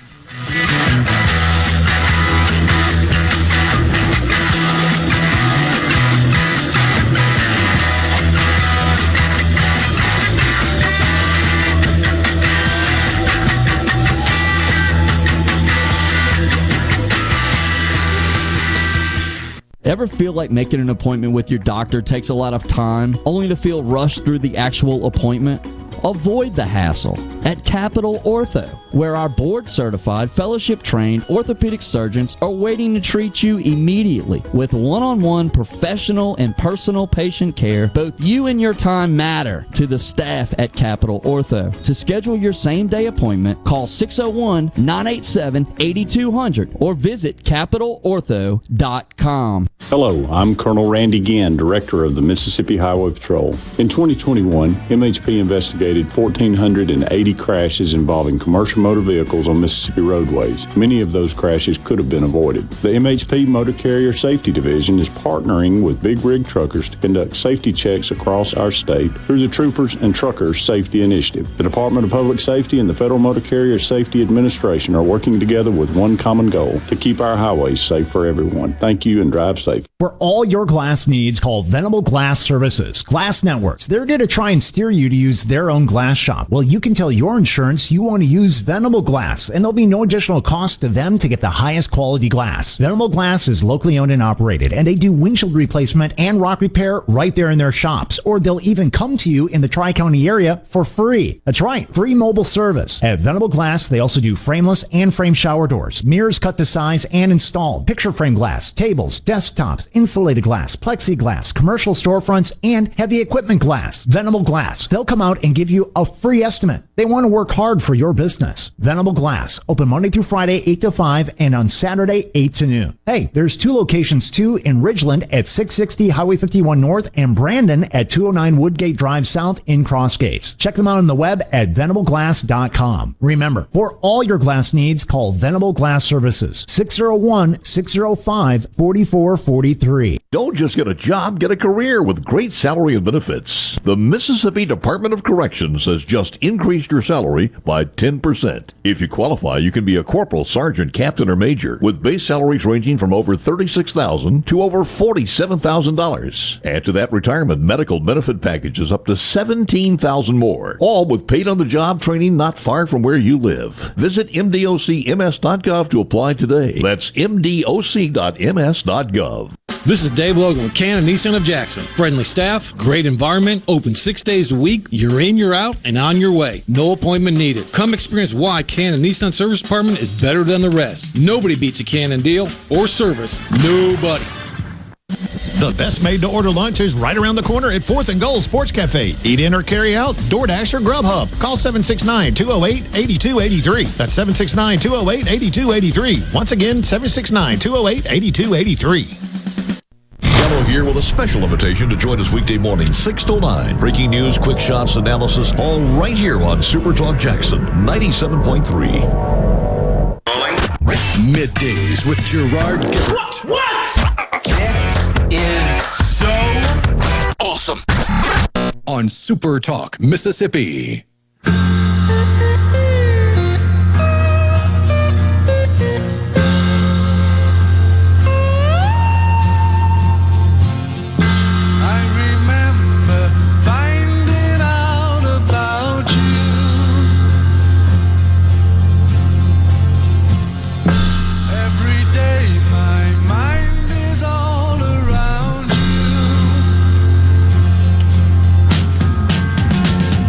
Welcome back, everyone, to Middays. Appreciate that, Rhino. I think you know Badfinger is one of my favorite artists. Still have the original LPs from Badfinger on the Apple label, discovered by the Beatles. Tragic ending to the band, but wow, they made some great music in my view. We got Brent Bailey, the Public Service Commissioner from Mississippi's Central District, in the Element Well Studios. Okay, so you were sharing with us the details, and I apologize for interrupting you. I just wanted to understand some of the technical aspects of how net metering works. And I think at a highest level, we can sort of describe it as just a process whereby consumers of electricity that are connected to the power grid provided by utility providers, electricity providers, they can generate their own power if they have the means to do that. By law.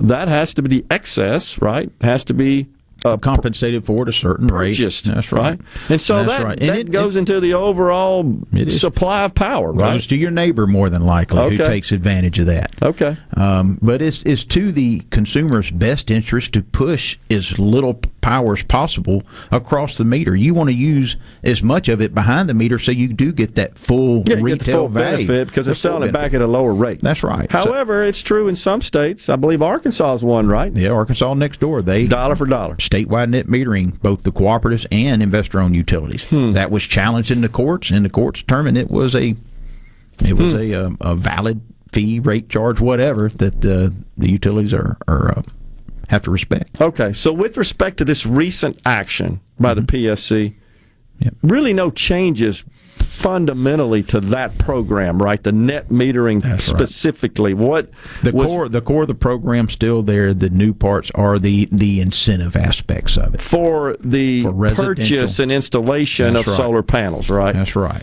Just a one-time flat dollar, as I recall, $3,000 is the figure. Yep. Okay. For qualifying customers in that aspect, or a $2,000 incentive for backup battery storage systems. Oh, okay. And that has both the resiliency and reliability benefit, as well as helps you capture that energy that you produce, store it, and use it throughout a 24-hour period or more. Yeah. So you do get that full retail value, equivalent value of the kilowatt hour generated. Yeah, I've looked into that, and it typically they're associated with generators. The companies that make generators typically make those systems as well. But with the innovation that's now going on in battery technologies, there's a lot more players in the market. It's more competitive. The lifespan of these and the effectiveness is growing every day. Yeah, it's an evolving technology, and advances are being made consistently, continuously, and so the cost comes down, the efficiency goes up, the capacity goes up. They're more practical. As time goes on, that's going to even get better. I kind of equate it to, in the old days, I remember selling hard disks that cost $75,000 for 40 meg on a mainframe, and now you can get several gig in your palm of your hand for nothing. Yep. So it went from $75,000 for 40 gig to nothing for like 100 gig in your hand, right? So actually it's 40 megabytes back then. All right, so just metaphorically speaking in a way that I can understand in my simple mind. An important aspect of this rule as well, and the order and the guidelines for which the program is going to operate in, these incentives we talked about, they're not wide open. They're not forever ending. These systems come with guide rails around system size, maximum, minimum. We have participation caps as well even annual budgetary constraints on this as well. So it's not just go out there and spend and throw things around. There is very concise built-in consumer protection components, as well as budgetary, system size, as well as who qualifies. So it's not a wide open program that's just going to flaunt millions and millions of dollars. It is very tightly constrained. All right, let's get into the economics. How much has been authorized under this program? All right, for Entergy, I believe the total, if you factor in both the solar and battery, is $6 million annually. And for Mississippi Power, both solar and battery or distributed generation is $3 million. And I know this gets pigeonholed as a solar program, but you read the rule. Our definition to distributed generation is wind, solar, hydro, geothermal, waste to energy, biomass, hydrogen, all these emerging technology we hear about. And even within the biomass sector, there's a wide range of technological and energy resource opportunities under there as well that will greatly benefit ag and rural communities. So you said $6 million for Entergy. What was the other? Three. Okay. Well, and that's fine. It's a rounding error. But Rhino, as I recall, when I asked Mr. Canton that, he said 8 total. So if we're saying 9, I mean, I'm not going to lose any sleep over that. But that's on an annual basis, and that's adjusted from the July rule. He was probably talking to July rule. So we've come down from that. Okay. All right. So that don't sound like a whole lot of money to me. So here's a question I have then. So we're saying, just to put in context, so we said Entergy, their top annual budget, I believe, what I just say, $6 million. Yeah. We authorize them to spend starting next year, $15 million a year on energy efficiency programs that all customers take advantage of. Give me an example. Home energy audits, HVAC tune-up, caulking, ceiling, direct install of high-efficiency lighting and other things like that. So does that mean they'll pay consumers for that? That's right. Rebate them? Rebates all the darn time. And how do you get that? You have to apply for it? Yeah, apply for it. We work with their approved trade allies. These are energy efficiency professionals that are certified and knowledgeable, and they work with the utilities to deliver these products. Okay. And all these systems, all these programs, these measures that we've allowed, they have a positive cost-benefit impact. All right, so for every dollar that they invest, you're getting a greater than $1 return on that investment. Explain why the PSC has to get involved in that? Why do you have to authorize that? It just really, in my view, helps open the door and provide... No, I'm asking why does the PSC need to be involved, period? I'm not asking about the virtues of the program. I know that's what you're about to answer. I mean, why wouldn't they do that on their own? Well, many times it's hard for customers to understand or access that really technical information they need. What are these low-cost, no-cost measures that they can get an immediate return on these actions taken? Utilities, I believe, by state law, say they also must not deliver reliable, affordable, but also efficient energy as well. And these are one of these means of helping us accomplish our statutory mandates as well. I guess I'm not trying to be confrontational, Brent. You and I are close friends, and you know that. But what I'm saying is, why does government have to get? Why doesn't the energy company realize, hey, it's really in your best interest to put these programs together? Maybe it's because they are a monopoly and they're a regulated monopoly, and you kind of got to prod them a little bit. Well, their best interest is to sell as much product as they can. I get it. And whether it's a kilowatt hour or a million cubic foot of gas, so they don't want whatever. You to be efficient. Seriously. So we try to help empower consumers as much as possible in doing this. And it's not just these programs. There's things we've done since I've been on the commission, and there's a lot of programs I'm inherited. Let me run through a couple real quick, just so you kind of know our role as utility regulators, as economic development supporters, and even economic. Yeah. So one thing we did, we asked Entergy, looking at all the storm damage we've seen on the coastline, we've asked them to accelerate their wooden pole transmission structures. They had a plan to phase them out over the next 29 years. Okay. We asked them to accelerate that and replace everything within 11 years. That's going to increase the cost, but that's going to provide a much greater resilient system. All these new technologies out there, whether steel, concrete, fiberglass, other composites, much higher wind load ratings, much higher ice load ratings. And if you've seen the damage we've had in South Mississippi and Louisiana over the last couple of years, we felt that was a good investment to accelerate the transition from wooden pole infrastructures, none against my forestry guys, but a much more robust composite other materials. The effort to decrease the risk of loss of power. As we've seen in Florida, not a transmission structure went down that I'm aware of because they invested billions and billions of dollars. They've been working on it a while. Since I know 2004, when you had those 4, 5, or 6 hurricanes cross there, they got really aggressive on transmission upgrades, undergrounding, things like that. Okay. We allow them to accelerate that investment. Okay. Natural gas side, we allow them through our supplemental growth program and their rural expansion initiative to extend services out to those areas that may not meet their typical financial metrics and criteria, because economic development, especially out to industrial parks that may not be right in the middle of a service area, that makes them more attractive for development and bringing in outside industry and creating jobs and an increasing tax base. I get it. And that's something that all ratepayers across the state help finance. But we do these projects across all 3 districts. I get it. And the local legislators love to see that kind of thing. And I'm just scratching the surface. Hold on, we got a break right here. We're going to come back because I want to ask you about how we pay for these $8 million a year and how that works. I think that's of interest to people. And some of the other nuances in this program. So we've got Brent Bailey, Public Service Commissioner for Mississippi's Central District, in the Element Well Studios. We're coming right back.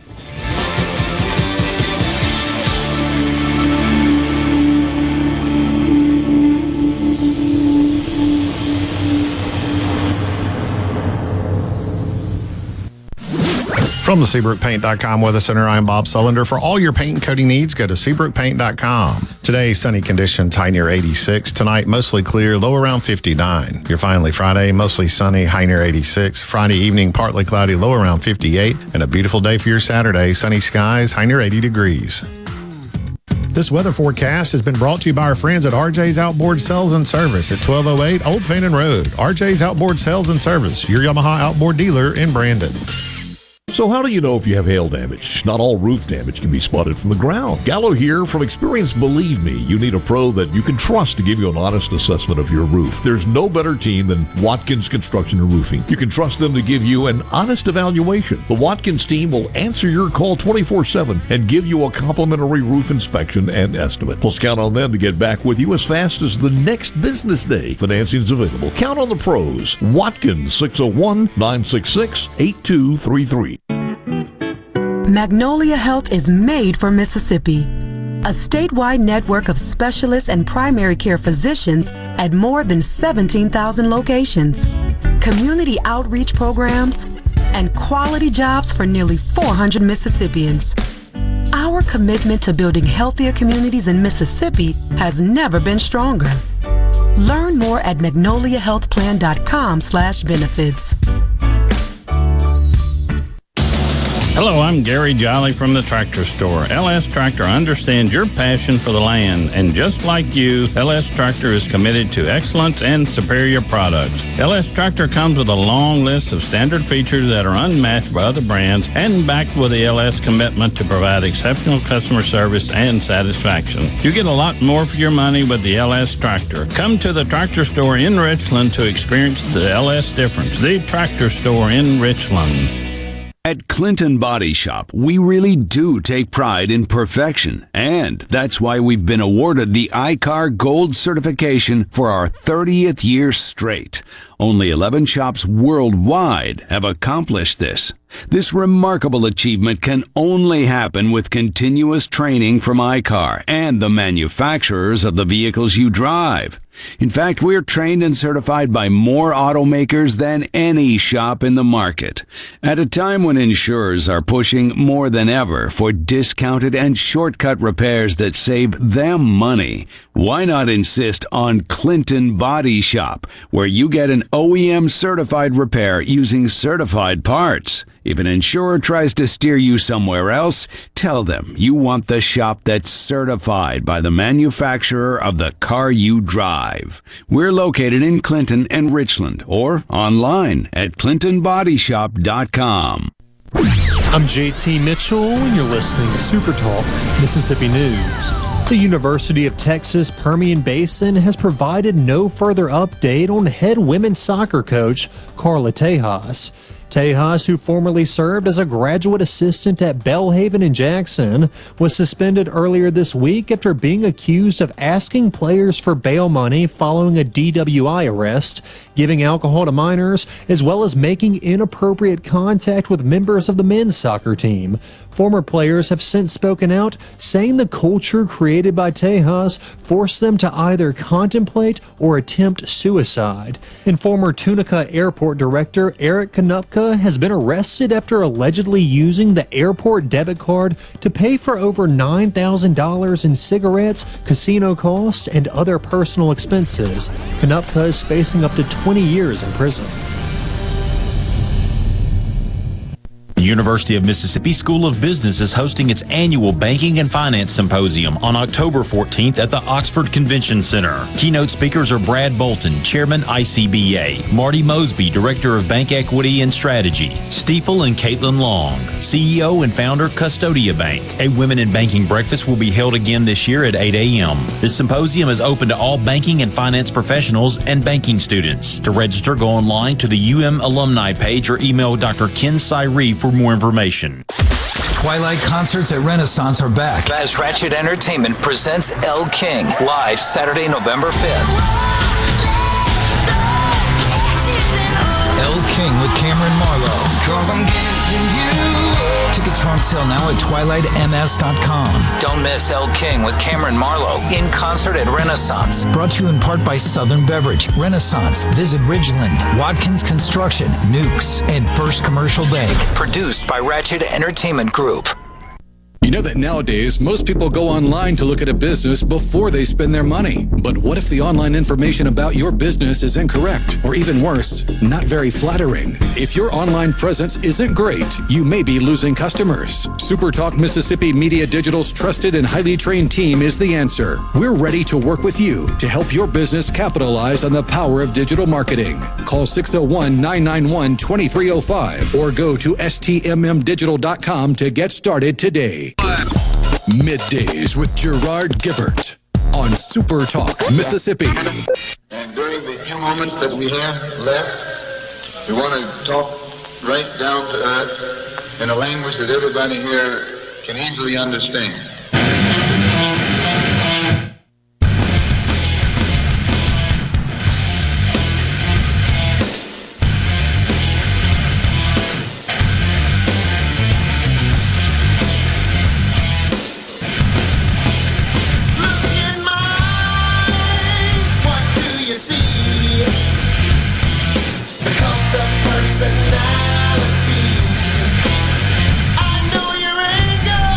Welcome back, everyone, to Midday Super Talk Mississippi.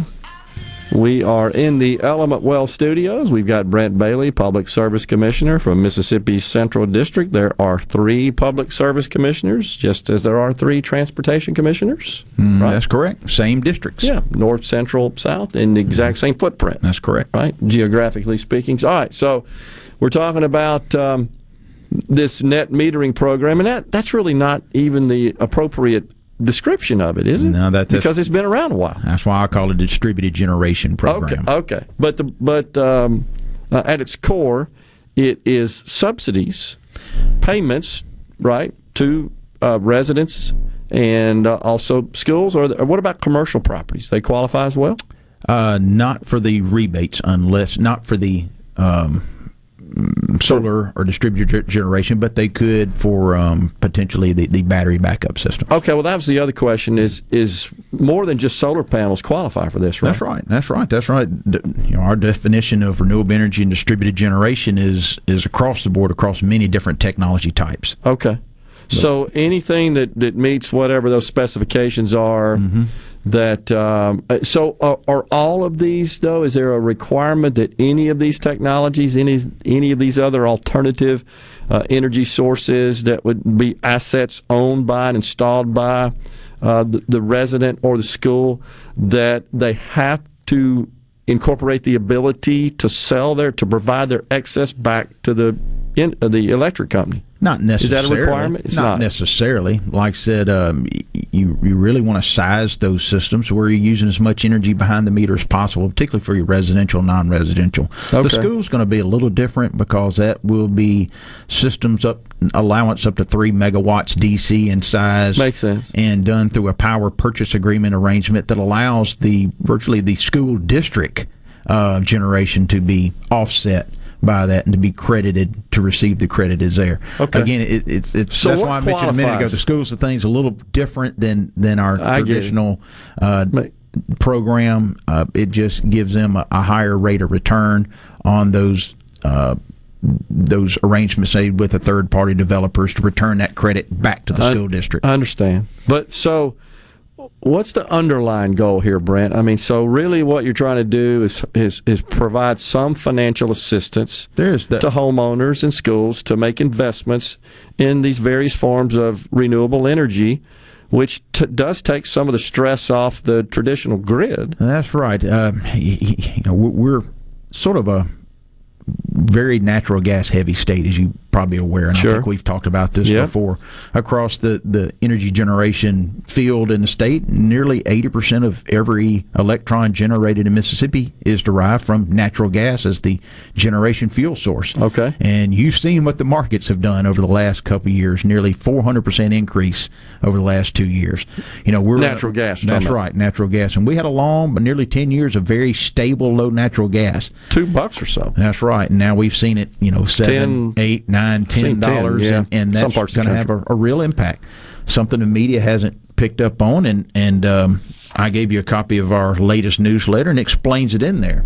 We're working with the utilities to help minimize the impact this is going to have, these high natural gas prices. And one thing we did with Entergy on Tuesday is you may or may not know, by the end of the year, there will be nearly a $400 million recovery deficit on the cost of natural gas. Okay. And if we were just to implement that and put it all into rates at one time to allow them to begin a recovery of that deferred cost of fuel, you're talking about a $30 or more impact on rates beginning February 2023. Okay. That would be just a punch in the gut. All right, so I'm kind of getting there. So what we did, we allowed them to begin implementing, deferring part of that cost, as well as slowly implementing at a rate of $2.01 a month, beginning in November, going through April, for a total of $12 cumulative by April to begin that recovery. Gotcha. We're also going to put in, I think we talked about the settlement with Entergy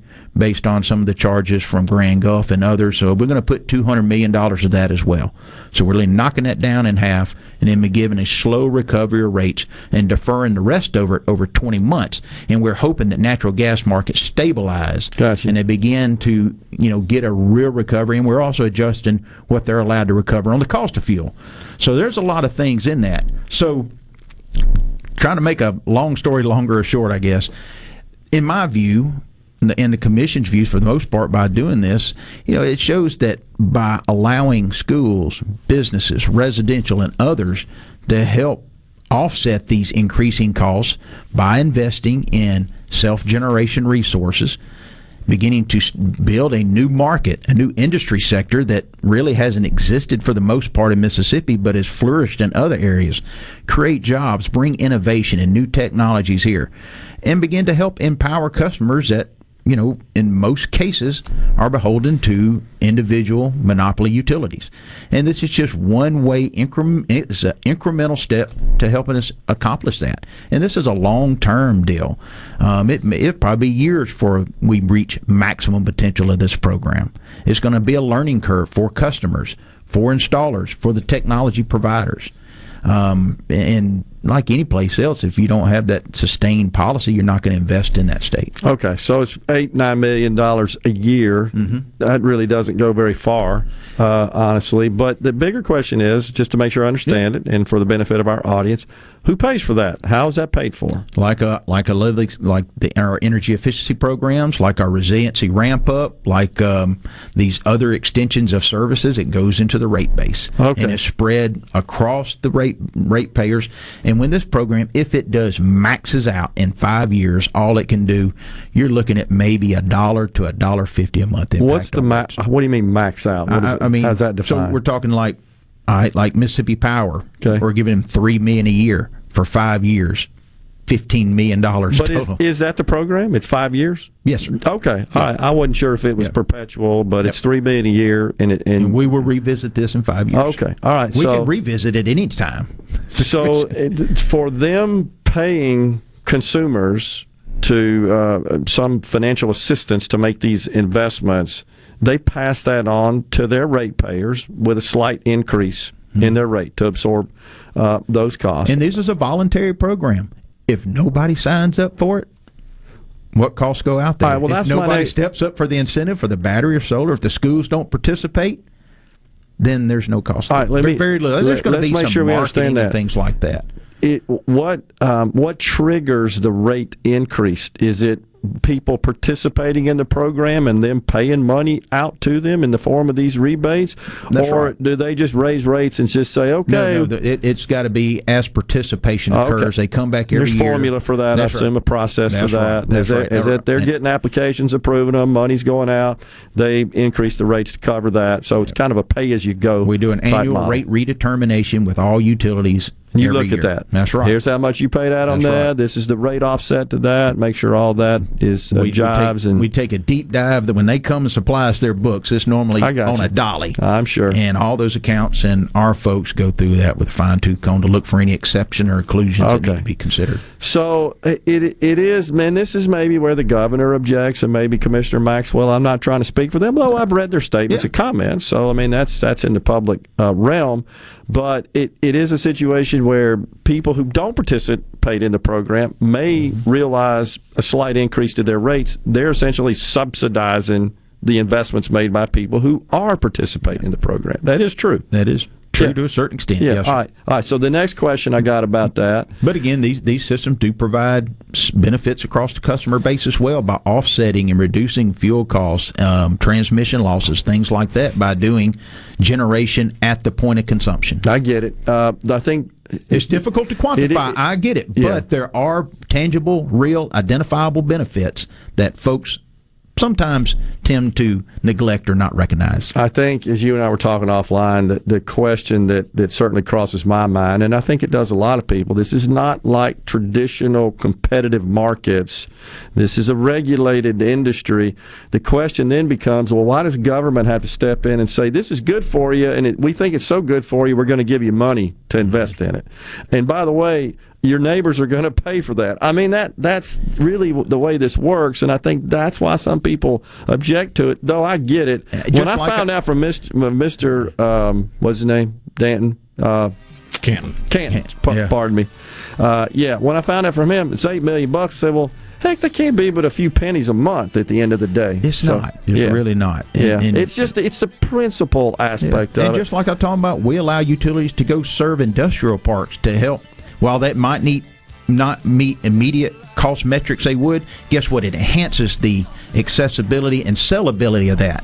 And that's great for the local commodity. Which should spur economic development. That's right. And I think and everybody pays to help get that there. And that this activity occurs through all. We can come back and finish it up. But I think that what's happening here, this is brought to the forefront the whole operational model and mission and function of this regulatory body. I don't think people thought about it, honestly, until now, and this has kind of brought it up. Hold your thought. We'll come back, because then I'm going to ask you about why do low-income households have a carve-out and a special a special deal for them. Do you suffer from allergies, sinus, or respiratory problems, or just want to improve the quality of air you breathe in your home or business? Pure Air Consultants can help. As your indoor environmental specialists, we clean air ducts, install UV lights, and service all makes and models of heating and cooling systems. We offer the most dependable Energy Star qualified systems in the industry. Call Pure Air Consultants today, 601-939-7420. A proud provider of Rheem Home AC systems.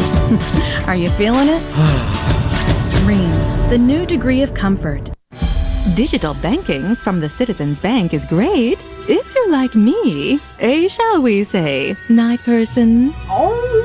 With our secure online banking and mobile app, you can bank on your own time. With a touch of the screen, you can pay bills, make deposits, even transfer funds on the fly. See digital banking in a new light, just not sunlight. Download the app today. The Citizens Bank, member FDIC. At Fillmore Buick GMC, we strive to make buying your next vehicle easy and take care of you long after you drive off the lot. That means upfront and honest pricing, doing everything we can to make the time you spend in the dealership as short or as long as you need. It means we understand that purchasing a vehicle is more than just a transaction for you. We want you to enjoy the experience as much as we appreciate your business. Find your next Buick, GMC, or pre-owned vehicle at FillmoreBuickGMC.com. Fillmore Buick GMC. You drive everything we do. ESISupply.net. It's not if you're going to have a spill at your business or workplace, it's when. ESISupply.net. Exorbitant pads by the bundle or roll. ESISupply.net. Sockneck boom products, oil gator, oil dry, spill kits, and much more. ESISupply.net. Take it from Scary Gary. If it can spill, it's gonna. ESI Supply, 601-933-4910. That's 601-933-4910 or online at ESISupply.net. This is the Midday Agri-Market Report. We're talking to Terry Emerson, the General Manager of Prestige Farms, Mississippi, the largest Mississippi pork producer, about the pork industry in Mississippi. Mississippi pork industry is probably around 54,000 sows, roughly producing, 25,000 pigs per week.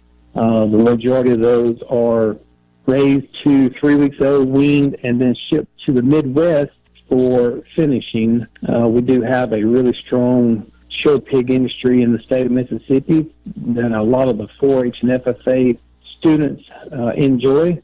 And we're thankful for the State Fair and the Dixie National that promotes the swine shows. I think our folks here in Mississippi do a great job helping these kids present their animals. This is the Mississippi Agri-News Network. From Kansas to Ohio, that's where you'll find Pivot Bio. From the Mississippi Delta and the Chesapeake, Nebraska and the hills of Tennessee, proving on thousands of fields across this great land. When you work the ground till the sun goes down, Pivot Bio's got a plan. Greener plants in a healthy land, use our predictable nitrogen.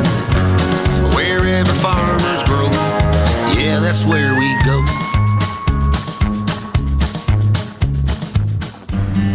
Predictability in farming is next to impossible. Until now, Pivot Bio provides a more reliable, more predictable source of nitrogen. Pivot Bio delivers nitrogen directly to the plant throughout the growing season. Because it adheres directly to the root, Pivot Bio doesn't wash away in the rain. Plant more predictability next season with Pivot Bio. Learn more at pivotbio.com. That's pivotbio.com. Arm yourself with everything you need to take on your day. Wake up with Gallo tomorrow on 97.3 FM. Super Talk, Mississippi. Come on. Middays with Gerard Gibert. All right, we are back on Super Talk, Mississippi.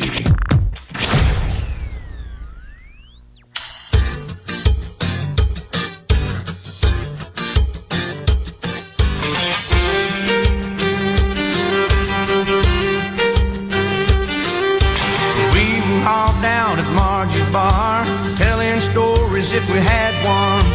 Someone fired the old jukebox up. The song it sure was a sad one. Teardrop rolled down Bubba's nose. Welcome back, everyone. Middays in the Element Well Studios with Brent Bailey, Public Service Commissioner, Mississippi Central District. Appreciate you staying on for the whole hour. Well, there, I appreciate it. Certainly didn't. This is a complicated issue, and I think it's one that folks have a lot of interest in, so I hope our audience as well appreciates that we got you here for the whole hour and trying to unravel some of these complexities. And in this particular case, you got a dissenting commissioner in Commissioner Maxwell, and we got the governor that really doesn't seem to be on board with this program as well. And before I let you talk about that, I just want to reiterate what we have established, which was a question that I had of when you authorize the utilities, and you do control their rates. The Public Service Commission controls their rates because they're a monopoly. And if you didn't, then things may go kind of off the rails. But so you control them. But in a case where you go to them and you say, we want you to roll out this program where you're going to provide incentives, in this case, financial assistance to customers for installation of renewable energy solutions in their homes and in their schools in this particular case. And by the way, we're going to let you offset your costs of that investment, of those incentives, of those rebates, in the form of raising your rates. Now, in this case, it's a very small, de minimis amount, and so I'm not going to lose any sleep over it. Heck, the global price of oil and gas has had way more impact, exponentially more impact on the cost we're paying for consumption of electricity and gas to our homes and our businesses than this would when you're talking about such a small amount of money. But I just want to make sure it is a pay-as-you-go, and they're not authorized to increase those rates until people start applying for those and receiving the rebates, meaning rebates are going out the door on their income statements, and they're able to raise their rates to cover that. That's the way it works. It's not like, hey, go raise your rates and just wait for people to show up and jump into this program. Doesn't work that way. That's correct. All right, I want to make sure that's clear. All right, now, next question is, there is a carve-out, as I understand it. Half of this money authorized, and you've shared with us now, it is $6 million, right? Is it 6? Did I get that right? For Entergy? 6 total.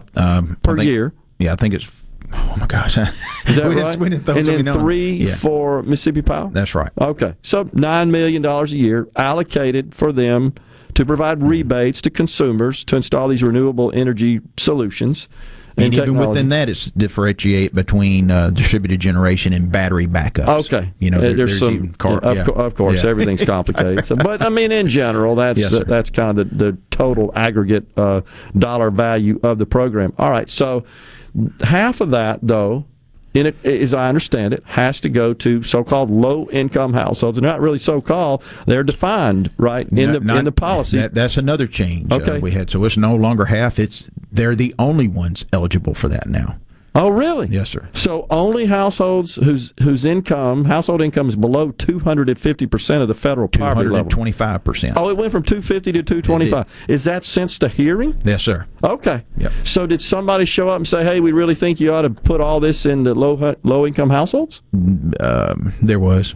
Okay. Utilities. and then there was another set of vote. You guys had to vote on those changes, right? Yes, and 2-1 again. Yes, sir. All right, so I'll ask you the same question, Brent, that I did Mr. Canton. Okay. Who, by the way, for those of you that just joined us, Mr. Canton, Jeff Canton, is the president of the Renewables Energy Industry Association. I think I got that right. Bottom line is the people who sell solar panels and all these other renewable energies for the two-state area of Louisiana and Mississippi. And I asked him if this is such a great deal for our economy, for our environment, for ratepayers, for the utility companies, such a great deal just overall, why are we only making it available to these households with incomes below 225% of the federal poverty? It was half then. Now you're telling me it's 100% goes to them. Seems like we'd want everybody to participate in this program. Go ahead. You're going to... So... I tend to agree. The program should be available to anybody, and I understand the low income aspect of it because Mississippi is a high energy burden state. Okay, what is our average household income in Mississippi, and where do we rank in the nation? You probably 50th. All right, we're last. And while we do have rates are generally below the national average as a percentage of monthly annual expenditures, we're in the upper echelon as far as amount of money we put out to pay for energy. Okay. And that's because you think where we're at. You just said low economic development. We're in a very high climate area. About a third of our population lives in some sort of manufactured housing, which is not exactly energy efficient. We don't have statewide construction. I mean, there's a lot of things that go into place of why we consume more energy than the average American here. So if we can help low-income folks that have a higher energy burden go down certain paths. We'll have to get you back on and talk about that some more, because we got to go. I didn't know it was going to be short saying I cranked it up a little bit. I hear you. But there's just so many things we do as a commission. I understand that it's an agency that's not fully understood, and I learned that on the campaign trail. We'll get you back. I'll tell Alex, we'll get you back on. We'll go through that some more. All right, man. We could talk 30 minutes just about that one. We're coming right back. Thank you, Brent. Thank Appreciate you so much. Yep. Bye-bye. Stay with us.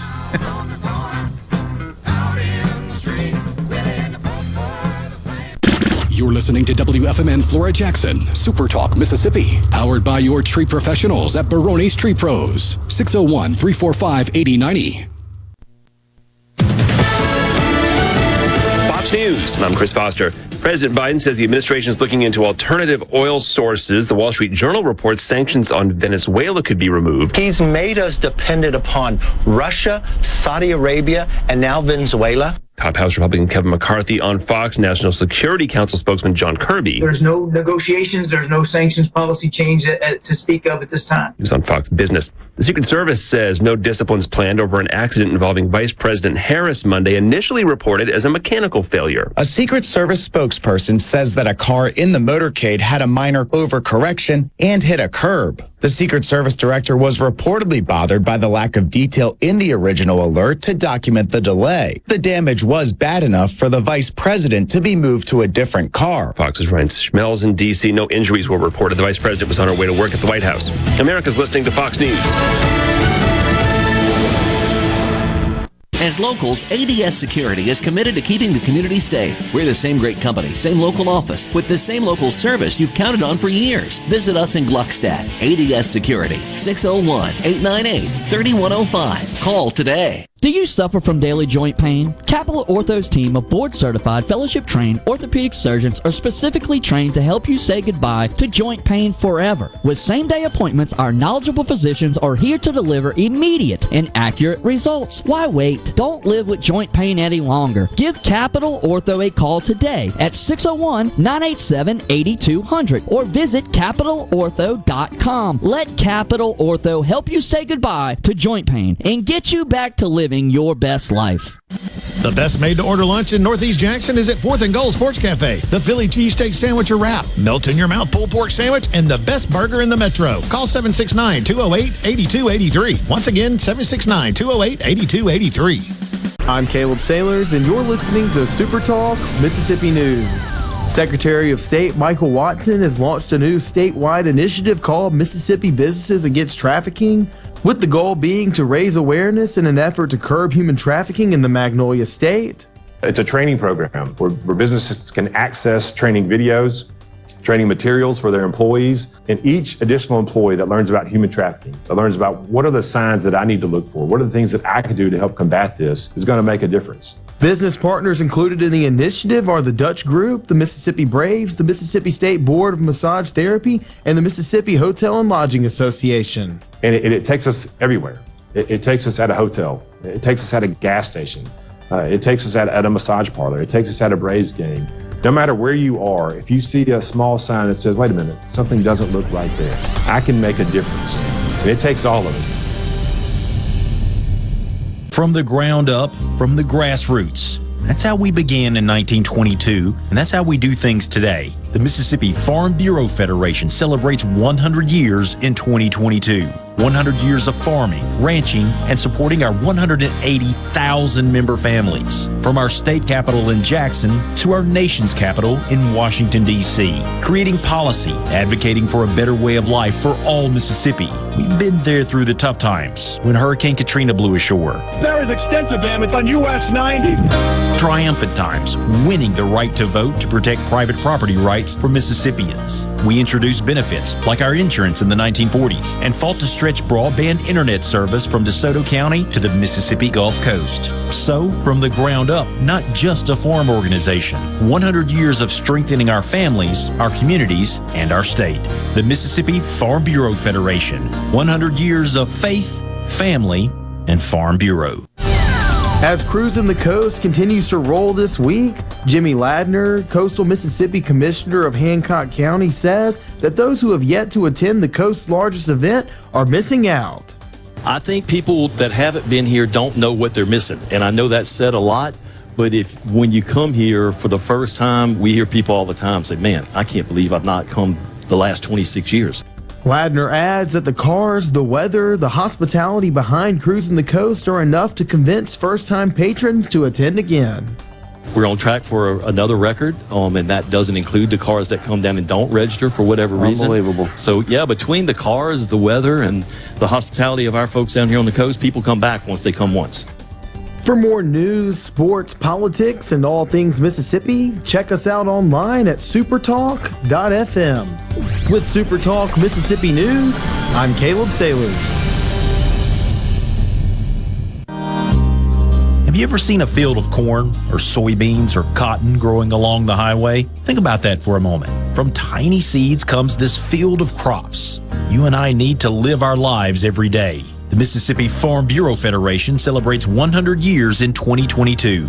We began much the same way, as a seed of an idea that took root in 1922. In the 100 years since, the Mississippi Farm Bureau Federation has contributed so much to our lives across every county of this state. From insurance to hospitals, from private property rights to road and bridge repair, Mississippi Farm Bureau has fought to make a better way of life for Mississippians, member or not. So, while agriculture is important, we are not just a farm organization. 100 years of strengthening our families, our communities, and our state. The Mississippi Farm Bureau Federation. 100 years of faith, family, and Farm Bureau.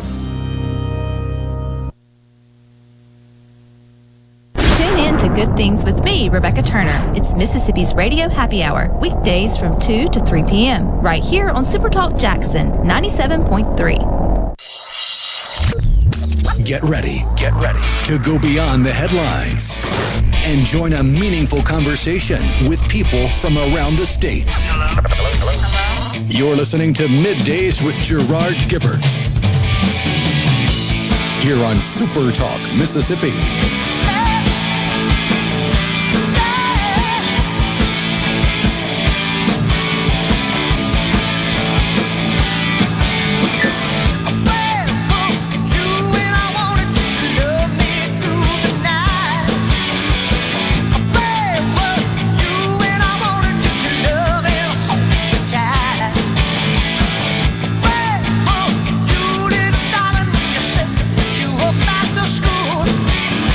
Welcome back, everyone, to Middays Super Talk Mississippi, live from the Element Wealth Studios on this Friday Eve. Whew. Okay, I'm worn out now. No, I appreciate Brent coming in. We've talked about this a lot on the program. We had Commissioner Maxwell on a couple of weeks ago, but the same day they had the hearing, and I appreciate all of them coming on. I feel like our job is to just try to ask the questions, to educate, to inform, and to let them articulate their positions. And as we were discussing, it's complicated, and it's especially complicated, and I think can become at a bit of a shock, Rhino, because it's a regulated industry, right? And when you got a regulated industry, you got a government entity that is essentially in the boardroom, if not to some extent the board. I mean, they're managing to a great degree the operations of these companies. I mean, they set their pricing, right? It's not the market that sets it. It's unusual. It's unique. So there's a fine line between how much is too much power and how much is the right amount, right, or not enough, so that they go off on a tangent and the consumers pay the price. So there's a fine line there. But you also want them to invest to be more efficient, and so that they can pass those savings is what we all want. We want you to get more efficient to pass those savings on. But a lot of this comes down to the fact that we have all of these different categories and sources of power. And now many of those technologies can be practically installed at a home. Not just solar panels, but there is a whole lot of stuff going on with these batteries. Lots of technology and innovation going on right now, where you're able to store power in the off-peak times where the cost is low, and you can store that in those batteries and then use those in the high peak times. Just all kinds of technology along those lines. That's going to get to the point where that's affordable and practical for virtually everyone, and eventually all new houses are going to be built with that. That's my prediction. There's even a startup in Silicon Valley that's trying to get capital investment for basically turning you into a hamster. It's a way to charge those home batteries by using exercise equipment. There you go.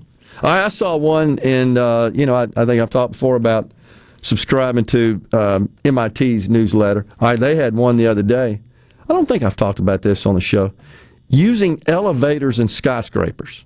You seen this? Yeah. So here's the deal. In the off-peak times, like in the middle of the night, right, the wee hours of the morning when nobody's occupying the building, and certainly nobody's using the elevators as a result, it's security. It's about all you got in the buildings.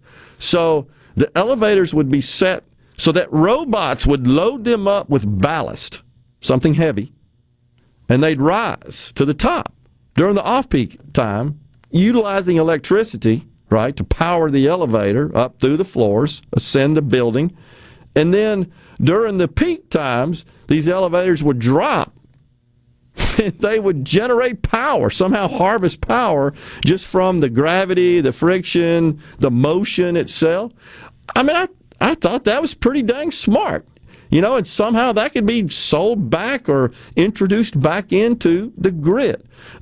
And these, again, are people that sit around dreaming up this kind of stuff. And we all know that... they were probably looking at a grandfather clock when they came up with that idea. That's probably true.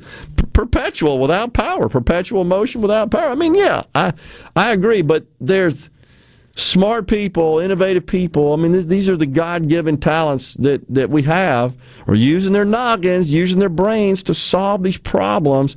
Where I think it gets off the rails is when government has to get involved and force it. It's going to work out. It's going to be fine. Let's be honest.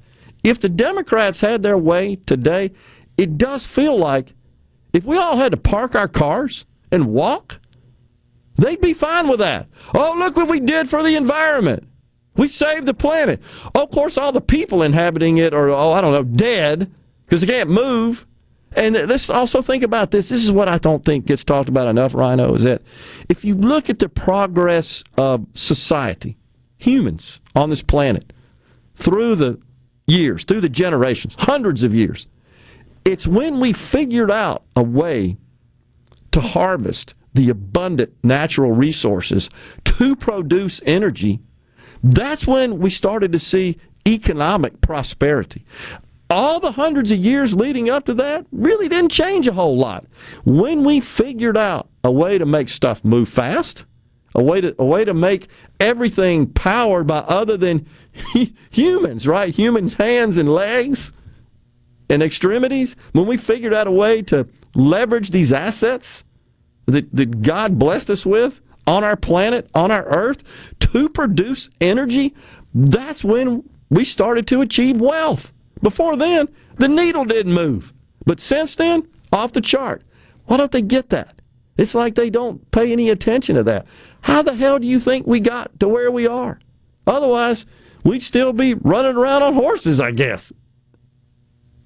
It's the truth. That was the inflection point. That marked the beginning of prosperous society. And now they want to shut it down.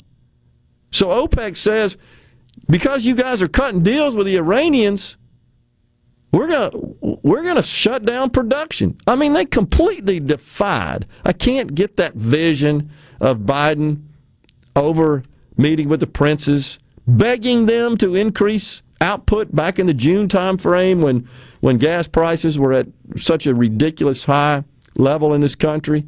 And he was fist bumping the prince. And the prince said like a day later, okay, 100,000. Well, that's not squat. That's not even petty cash. Okay, so then now they come back and say, you know what? We think we're just going to cut it by 2 million. You guys are getting too cozy with the Iranians, who frankly want to use nuclear weapons to blow up the world. Their people, if you've seen this, are out in the streets in Iran. The people of Iran protesting their government, their corrupt, idealistic government, radical nuts are killing them. And so Saudi Arabia says, okay, Joe. Now there are reports that Joe's negotiating with Venezuela.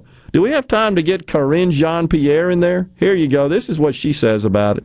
You've said the president was responsible for gas prices coming down. Is the president responsible for gas prices going up?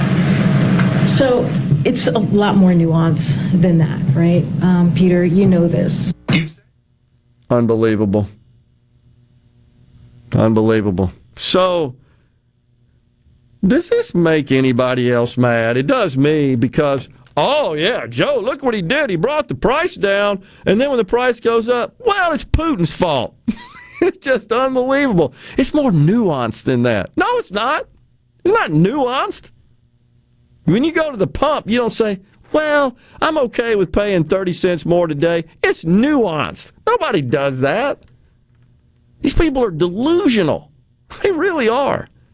And meanwhile, Biden's got the strategic oil reserve down to a 40-year low and still taken from it. Since 1984. Lowest since 1984. And now talking about increasing the amount. And it's all because of its selfishness. Let's be honest. This is all rooted in selfishness. What do I mean by that? The selfish quest for power, to maintain power. They know this is a problem going into the midterms. They know if the price spikes between now and 3 weeks out now, which it probably is based on OPEC cutting, they know that does not bode well for them in the midterms. may not make a difference in the Senate, probably cost them a handful of seats over in the House. I think that ship sailed. They've lost the House, honestly. But they know that. So it's incredible. They're willing to do anything, say anything, even if it just means lying through your dang teeth, which is what that is. Like, it's a real simple question here, Toots, Karine. He was responsible when it was going down?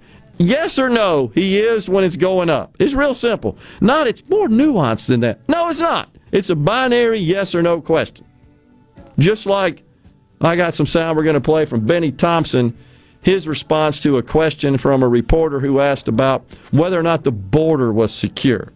This made me so mad, and I'm going to talk about it in the next segment here on Middays from the Element Well Studios.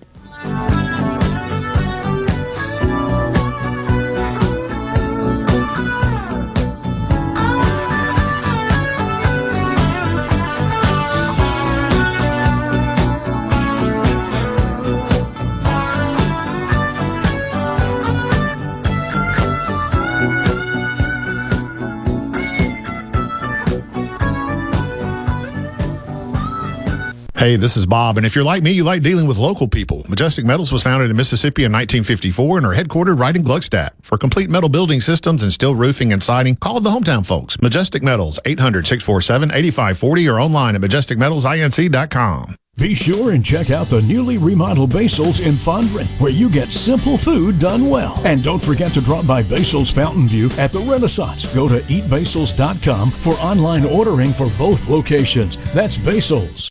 Hey, this is Will with Service Specialists. Are you looking for new employees, spending hours searching recruitment sites? For over 50 years, Service Specialists has been connecting hard-to-find qualified candidates for employers. We have candidates for all your administrative, professional, manufacturing, and industrial needs. Check us out online at ServiceSpecialistLTD.com. That's ServiceSpecialistLTD.com. Service Specialists, your expert recruiters helping employers and job candidates connect since 1967, with offices in Ridgeland, Canton, and Oxford. Les England for Clark's Construction. The kind of work that Jerry's done for me includes minor repairs like rotting wood, remodeling the master bath, putting new French doors on the back of the house. He understands what he's doing, and he usually points out why I've had problems and not only how to fix it, but how to fix it so the problem doesn't recur. I think Jerry's trustworthiness is beyond reproach. Call 601-214-9463. Clark's Construction, a company you can trust. As you cheer on your home team, Community Bank is here to cheer for you. Whether you're looking to start a business, buy a home, or even just open a savings account, our team is here to help guide you to success and to cheer you on when you achieve your dreams. We take pride in serving our community by serving the people who live here. Community Bank, a community you can count on. Member FDIC, Equal Housing Lender. Research shows moving is one of life's most stressful events, but thanks to 2 Men and a Truck Ridgeland, it doesn't have to be.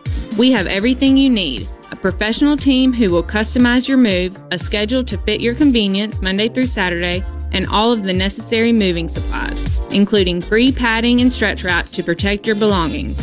Don't stress. Let 2 Men and a Truck handle your home or business moving needs. Visit 2menandatruck.com for a free, no-obligation estimate. Hey, I'm here with Alex Murray of Auto Innovation. At Auto Innovation, we want to change your car buying experience. When you're in the market for a quality pre-owned vehicle, please come see us. We want to make friends, not just customers. All eligible vehicles are inspected by a MasterTech mechanic and come with a limited powertrain warranty on us. We are located on Highway 51 in Ridgeland. Come by and see us or check out our inventory online at autoinnovation.net. Let us change your car buying experience. Auto Innovation, Highway 51 in Ridgeland. Richard Cross, be sure to catch Sports Talk Mississippi, your new home for the best sports coverage right here in the Magnolia State. Every day from 3 until 6, right here on SuperTalk Jackson 97.3. And now, the talk that keeps Mississippi talking. Now, on to the real part. Dynamite! On SuperTalk Mississippi.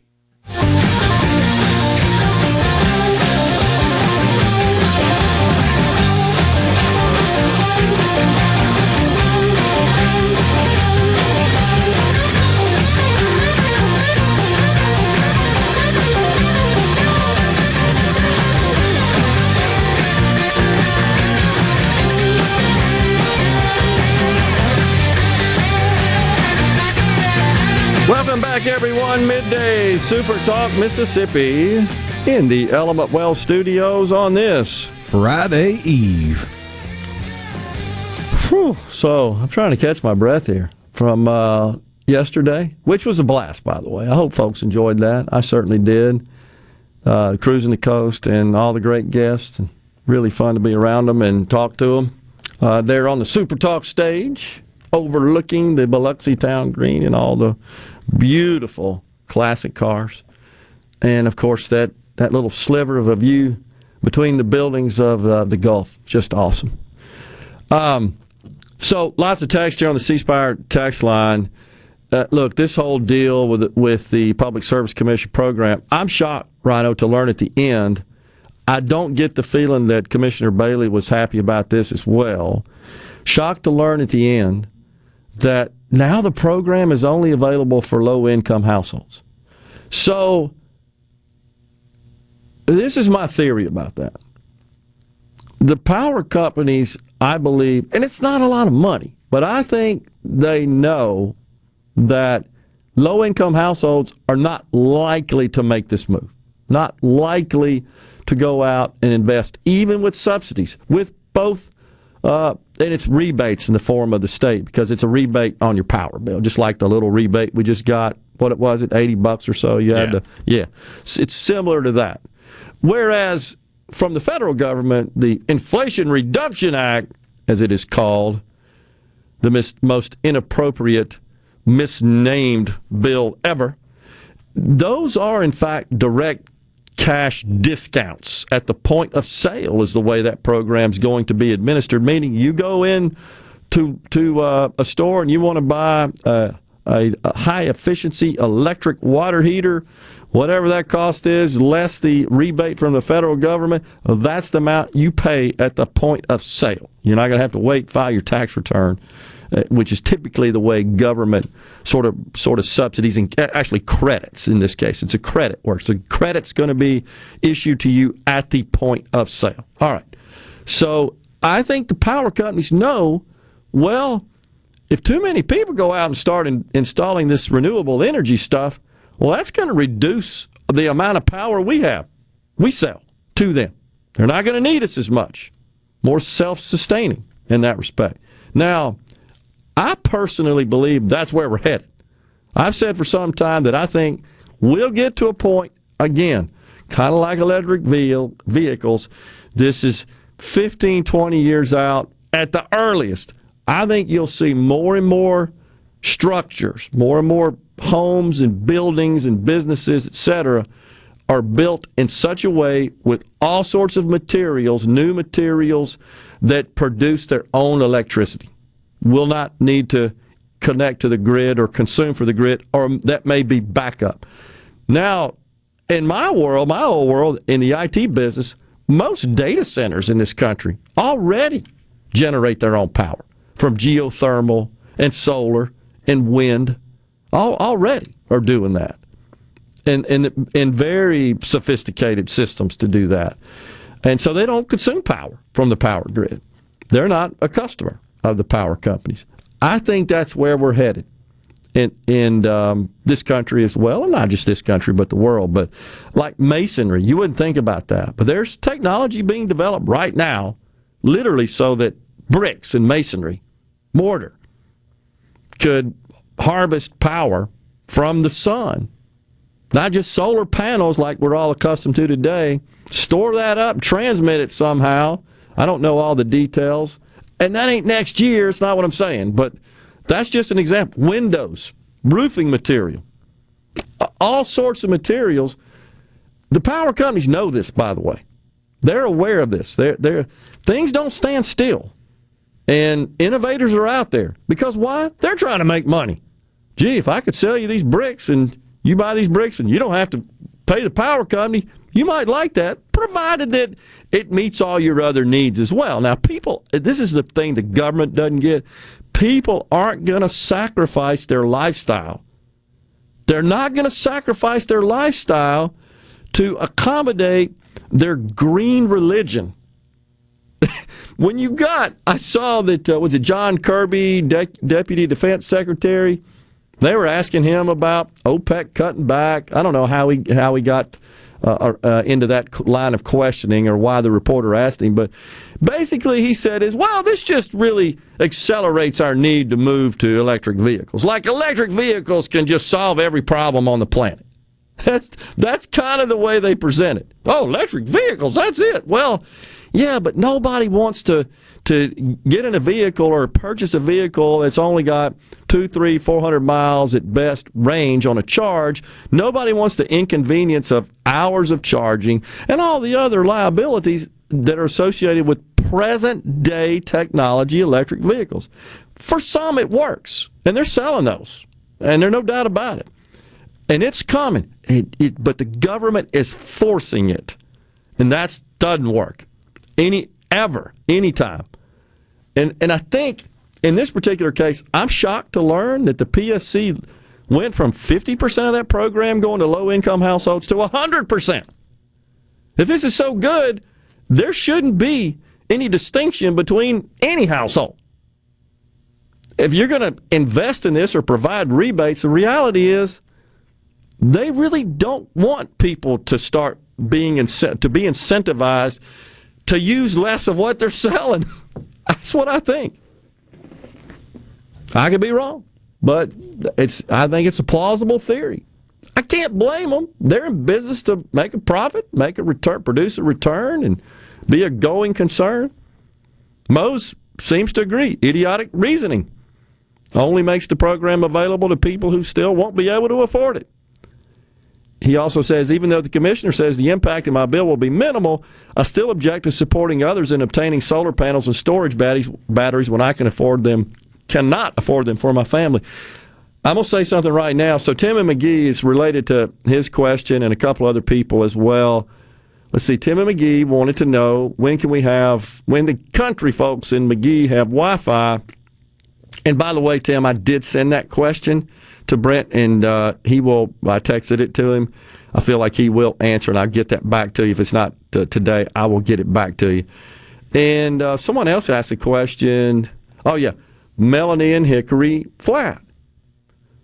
She thought we had Brandon Presley on, the commissioner for the Northern District, says, please help your constituents in Benton County get high-speed internet. I need it for my job, satellite internet, et cetera, et cetera. I hear you. So, all right, so Mose, to your point. Now, don't get mad at me, folks. I'm just the messenger here, all right? Your point, Mose, about I don't like the idea of subsidizing others if I can't afford it. Valid concern. Folks, that's exactly what's happening with rural high-speed internet. That's exactly what's happening, except multiply it by 1,000. Because there's hundreds of billions of dollars coming from the federal government, primarily, in the form of subsidies to provide high-speed internet across the rural landscape of this country. Well, the people who live in more densely populated areas that don't need that, they're essentially paying for that. It's taxpayer public money. It's the same argument as the student loans. Why should I pay for somebody else's student loans? Now, again, I'm not objecting to the value. I'm not addressing the value of broadband, low-cost internet ubiquitously across the country. I was in that business. I get it. I agree. The question is this the role of government? And if you agree that it is, much like our roads are, for example, and other more common public services, defense, airports, we all benefit from that. Well, I guess you could say, well, I don't fly. Yeah, but you consume stuff that uses airports. I mean, you could get into the weeds. I'm simply trying to point out, where do we decide what's the role of government? In this case, is the role of government to provide subsidies to install high-speed internet? Well, here's what I would say. I would rather make that investment than I would the litany of ridiculous programs we have. That's the fundamental problem, is that we've gotten off the rails into areas creating programs, stupid stuff, wasteful stuff. And by the way, why don't you go do something about the $80 billion of annual waste, fraud, and abuse in Medicare and Medicaid? You've probably seen recently say it ain't so. Employees of the IRS stealing COVID relief money, also not doing their tax returns. These 87,000 new auditors, we need them to do an audit on the IRS, on the IRS employees. That's what we don't need to be spending money on. And then you have sufficient money to invest in things that will help us all, such as lighting up our countryside with high-speed internet so people can work and produce value for society. I'm for that. But we got to say no at some point. We're coming right back. Stay with us.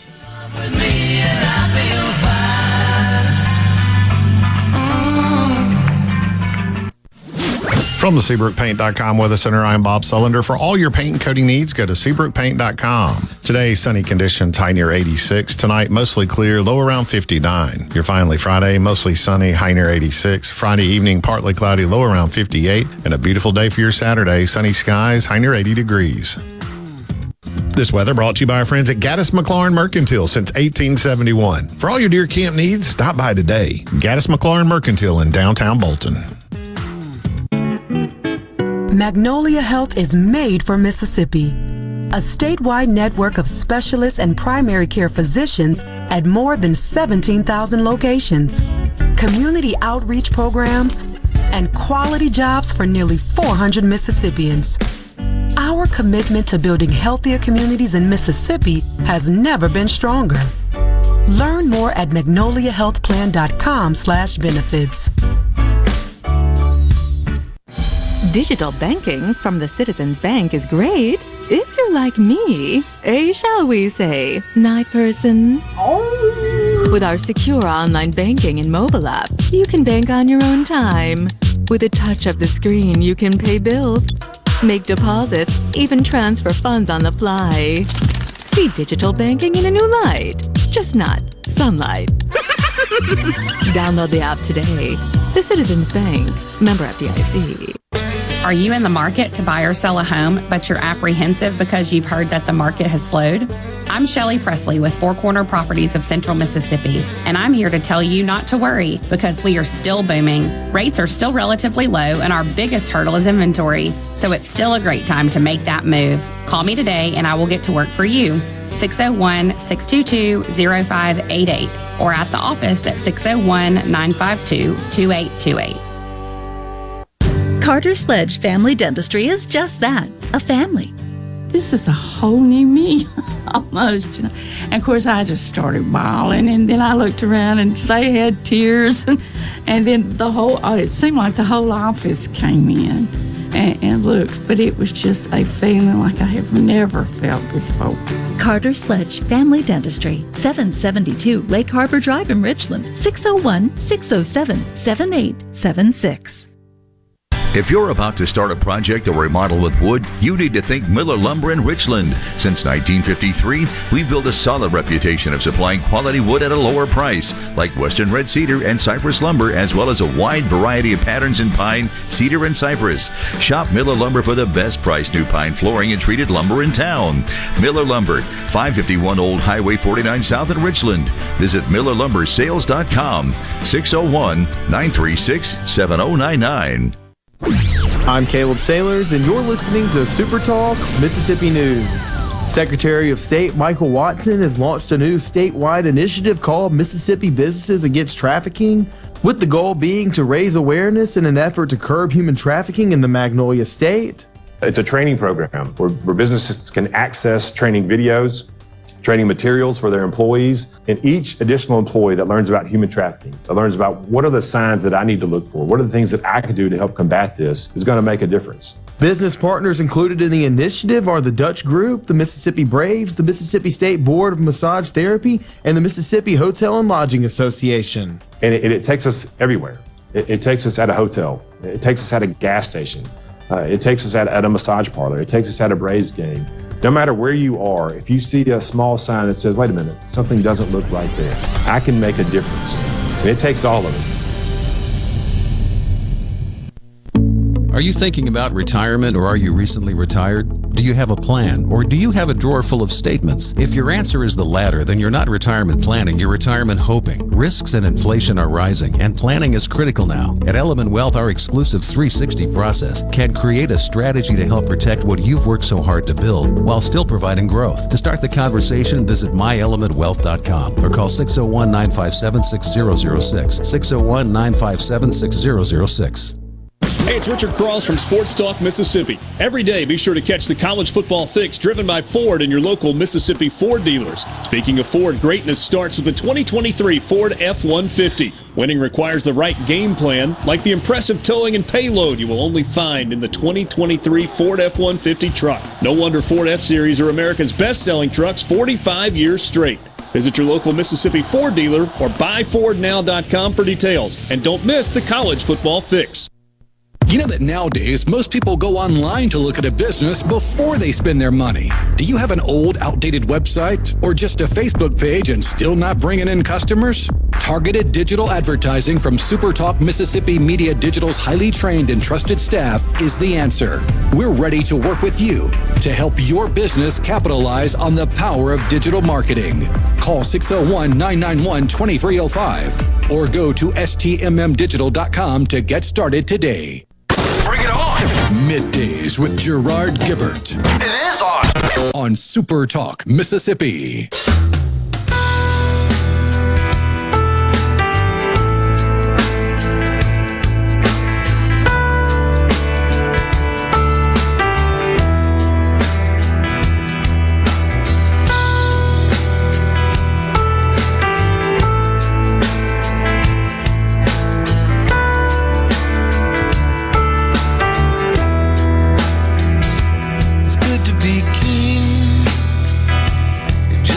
Welcome back, everyone.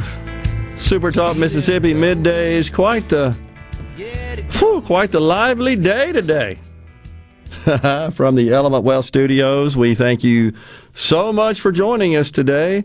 I'm going to be off tomorrow, Russ Latino filling in, and then off Monday and Tuesday, taking a bit of a vacation with the wife and my daughter. I think they're on.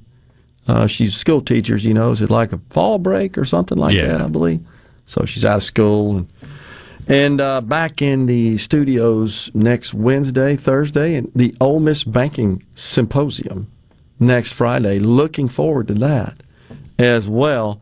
So, Zach in Oxford. So we're having some good discussion about the net metering program, but more specifically, the rebate program, the PSC, recently adopted, which provides for rebates to the tune of, $9 million a year, 6 from Entergy, 3 from Mississippi Power, specifically designated to provide rebates to consumers who invest in renewable energies. And there's some nuances there, as Brent Bailey pointed out as well, of what qualifies at what level and how much. In general, solar panels, what do you say, are down to, is it 2,000 or 2,500? It started out as 3,000, and they've changed that, altered that. Is it 2,000, 2,500? I don't know that makes a lot of difference, but it's a nominal amount.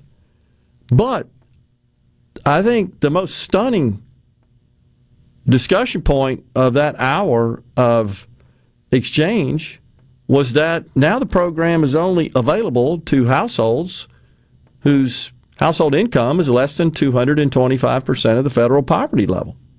It started out as half of the money, half of that $9 million a year would be reserved for households with less than 250%, but that was half. Now it's 100%. So the rebates are only available to households that have an income less than 250% or 25% of the federal poverty level. So for a family of 4, that works out, just doing the math quick in my head, about $57,000 a year. I still maintain that folks at that income level for a family of 4 probably aren't concerned about renewable energy. Again, it just defies economic common sense. You know, if you look at Maslow's hierarchy as an example, if you're familiar with that, heck, you're trying to just get by, trying to subsist, trying to eat, make sure you can get gas to get to work, clothes and other necessities of life, staples of life, hygiene, etc.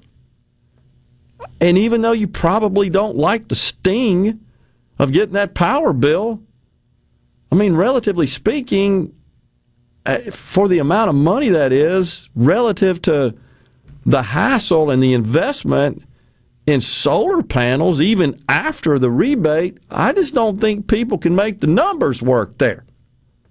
And therefore, they don't do it. That's just my thoughts on it. Let's see. Zach in Oxford weighs in on the electric vehicle situation. One argument is that when the power's out, the gas pumps don't work either. Well, during COVID, I filled up my 8 5-gallon gas cans and had my car full. My car holds 16 gallons, etc. So if the grid shut down, I could effectively get around 1,800 miles. So I get it. And so, Zach, people make this argument all the time, and it is a valid argument today. And again, we mortals, we just kind of normal people that aren't likely to become gazillionaires because we just aren't blessed with the ability to come up with solutions to the problem that you present to us here, Zach. I still maintain these are all technical problems that will be resolved. Not today, not next week, but at some point.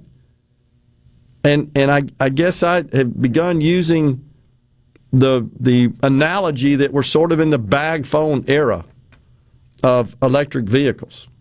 Think about the old bag phones of the 80s, 35 cents a minute to use them, only in a very small area. Here locally, it was around downtown Jackson. And you had this giant bag phone that was kludgy and expensive and moderately functional, and you compare that today, you know there are more smartphones on the planet than people. Yeah, more smart. I mean, it's true. Oh yeah, it's nuts. Part of that is pushed by the bot farms in Asia, but yeah, it's true. But there are a lot of people, as you know, have smartphones that don't have electricity, have to go to common places. You're shaking your head. You're agreeing. Yeah, I'm not making this stuff up. So. I mean, that's how crazy that goes. Any wonder that Apple's the most valuable company in the world? We're all addicted to them. But they are very, very useful, provide enormous utility. I'm just saying that, and I agree, Zach says, I agree, but they're forcing it. I've said that 1,000 times. I can't say it anymore. Government is too invested in this, the left of our government. They're pushing it too fast. They're pushing it too hard. They're genuflecting at the altar of climate change. All because they got scolded by some teenager at the UN. That's true. Greta? How dare you? I'm telling you, it's woke insurance. It's the idols, right? Climate change and race. And coming up alongside of that, right now in third place, is gender ideology. That's out of control, too, in this country. Yeah, Zach says most people like myself can barely afford new tires. I get it. I hear you. And I agree. Again, it's just moving too fast. The best thing we could do right now, I believe, for this country's economy, for society, for the cost of living, for our economic security and well-being, is leverage the abundant natural resources we have under our feet right now. And this government ain't going to do it.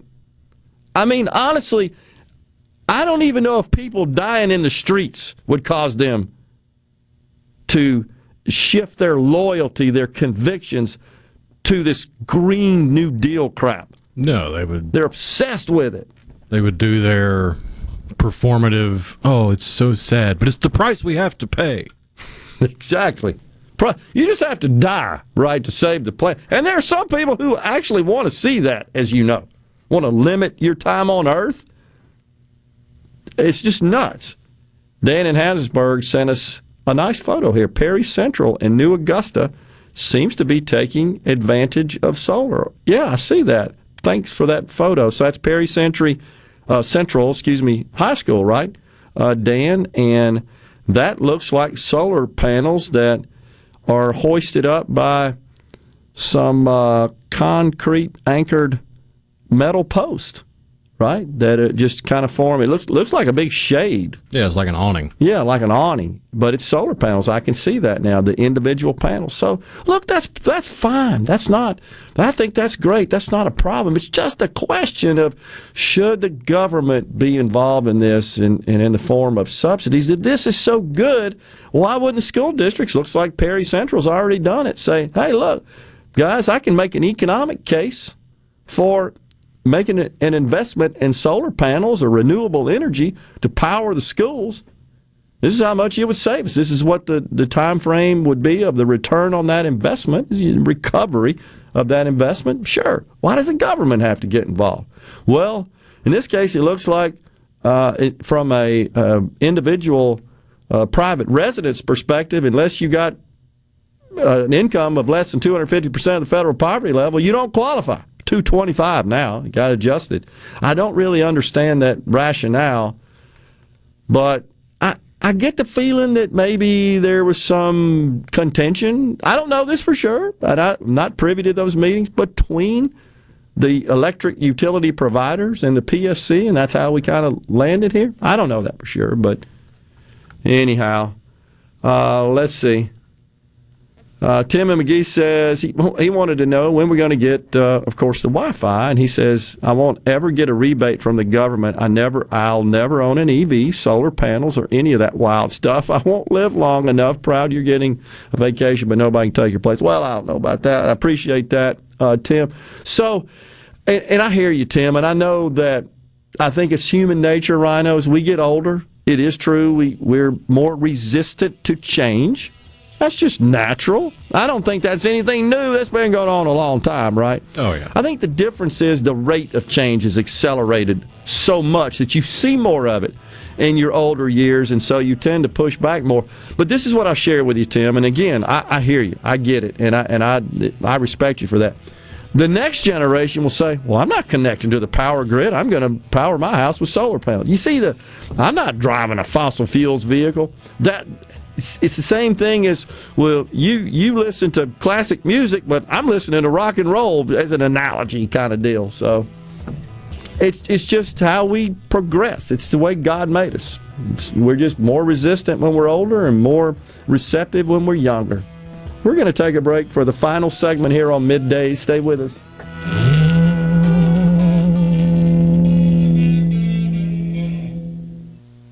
If recent hailstorms have invited Lurk the Leak into your home, call the experts at Watkins Construction and Roofing to find out what is lurking in your roof. Our rapid response roof team will be on top of your roof as soon as the next business day with a complimentary, honest assessment of your roof's condition and offer solutions to keep your home and family safe. Say goodbye, Lurk the Leak. Call Watkins Construction and Roofing today at 601-966-8233 or visit losetheleak.com. What do you have to lose but your leak?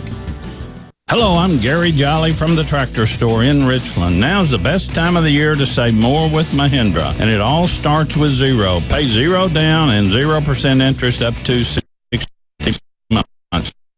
That's more or less on many of Mahindra's best-selling models, with tractors that deliver more lift, capacity, fuel efficiency, and built-in weight. So get zero down, 0% interest for up to 60 months on Mahindra, the world's #1 selling tractor, Mahindra, available at the Tractor Store in Richland. Do you suffer from allergies, sinus, or respiratory problems, or just want to improve the quality of air you breathe in your home or business? Pure Air Consultants can help. As your indoor environmental specialists, we clean air ducts, install UV lights, and service all makes and models of heating and cooling systems. We offer the most dependable Energy Star qualified systems in the industry. Call Pure Air Consultants today, 601-939-7420. A proud provider of Ream Home AC systems. Are you feeling it? Ream, the new degree of comfort.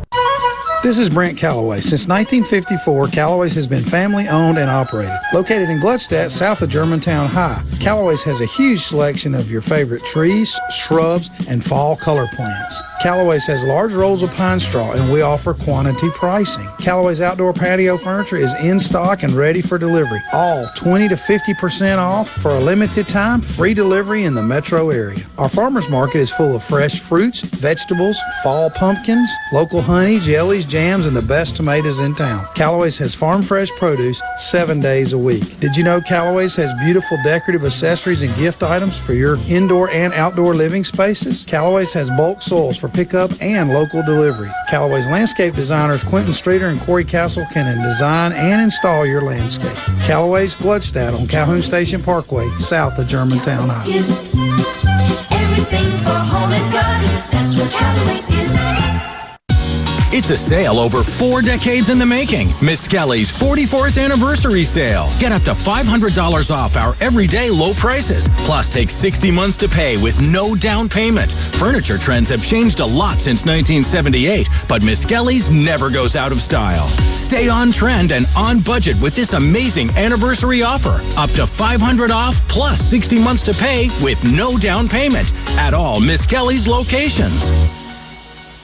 Trustmark is the bank that fits you to a T. You can bank right on your phone or tablet with the My Trustmark app.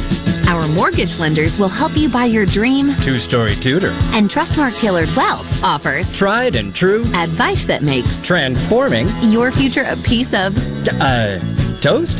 Nice.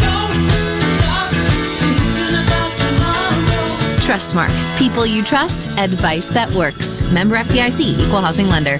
Grammy Museum, Mississippi, in partnership with Take Me to the River, will host a free professional development event for teachers on Monday, October 10th from 8 to 5 p.m. Sponsored by the Ella Fitzgerald Foundation, participants will receive 1 CEU credit certified through Delta State University. In partnership with Take Me to the River Education Initiative and Berkeley City Music, explore the musical culture of Memphis and New Orleans. To learn more about this event or to reserve your space, visit GrammyMuseumMS.org.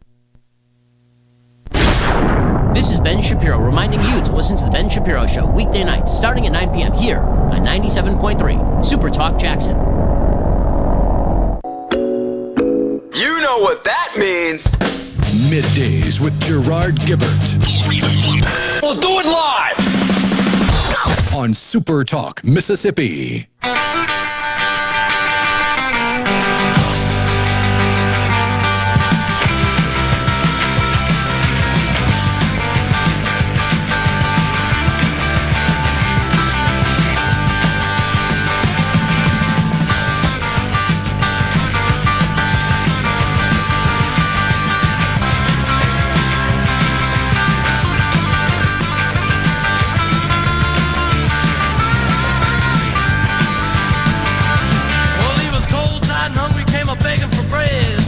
Welcome back, everyone. Midday, Super Talk Mississippi. I've got some sound we're going to play from Congressman Benny Thompson.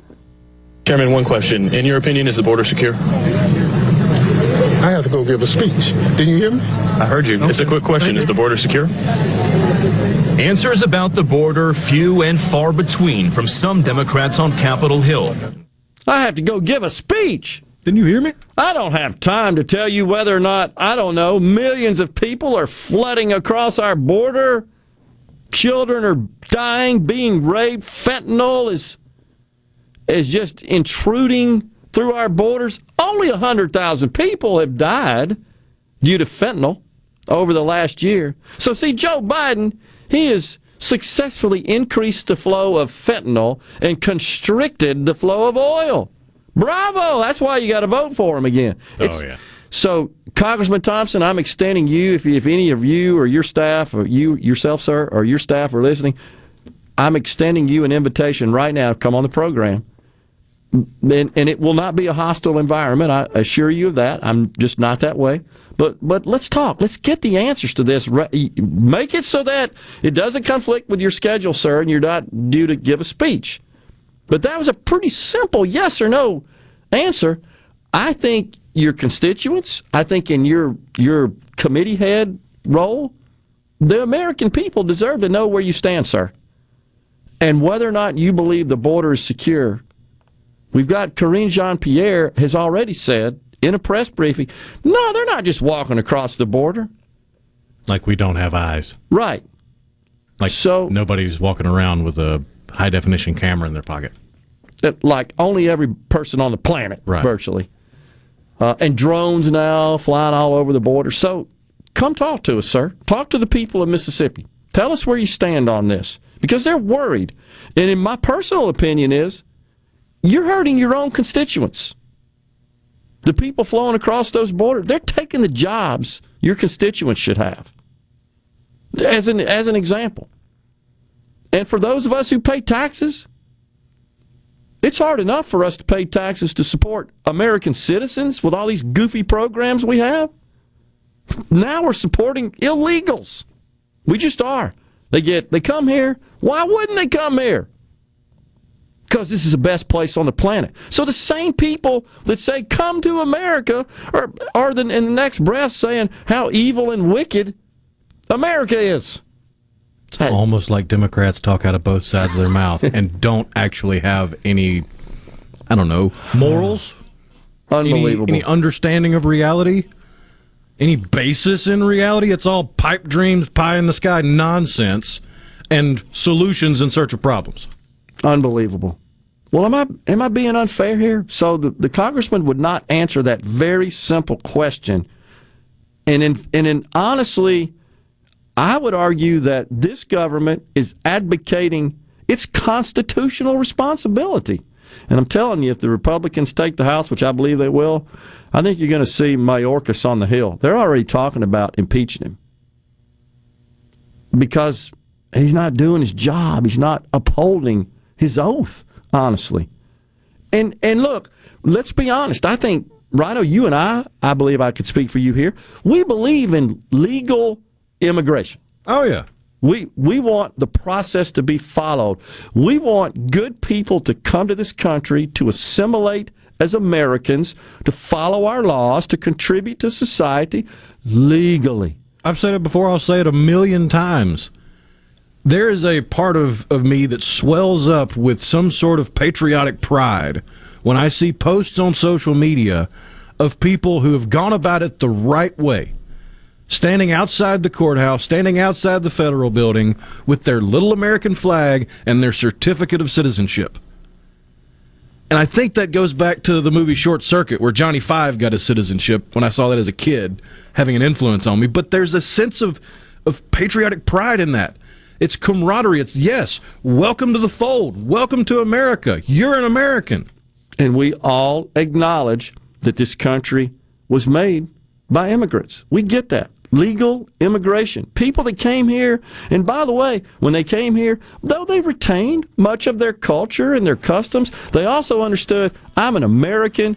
I got to act like, and I got to behave like, and I got to assimilate as an American. I got to love this country, love its Constitution, and produce for society. I did have someone that's jumping all over me because I just happened to give some of the blame to Joe Biden for the explosion of fentanyl. It's way more than that. So I think you're being short-sighted. I know drugs were here before Joe Biden. I've said it many times. People want to put that stuff in their body. They'll figure out a way to get it. Somebody will send it to them. I'm telling you that he's facilitated it. He's made it much easier. He's enriching bad people by opening up the damn borders, and that's just the truth. This isn't about Fox News and Ted Cruz. Have a clue. That's I can think for myself. That's the same person that blames Republicans for Jackson's idiotic leadership. Unbelievable. I'll dumbass. See you on Wednesday, everybody. Stay safe and God bless. A SuperTalk Mississippi media production.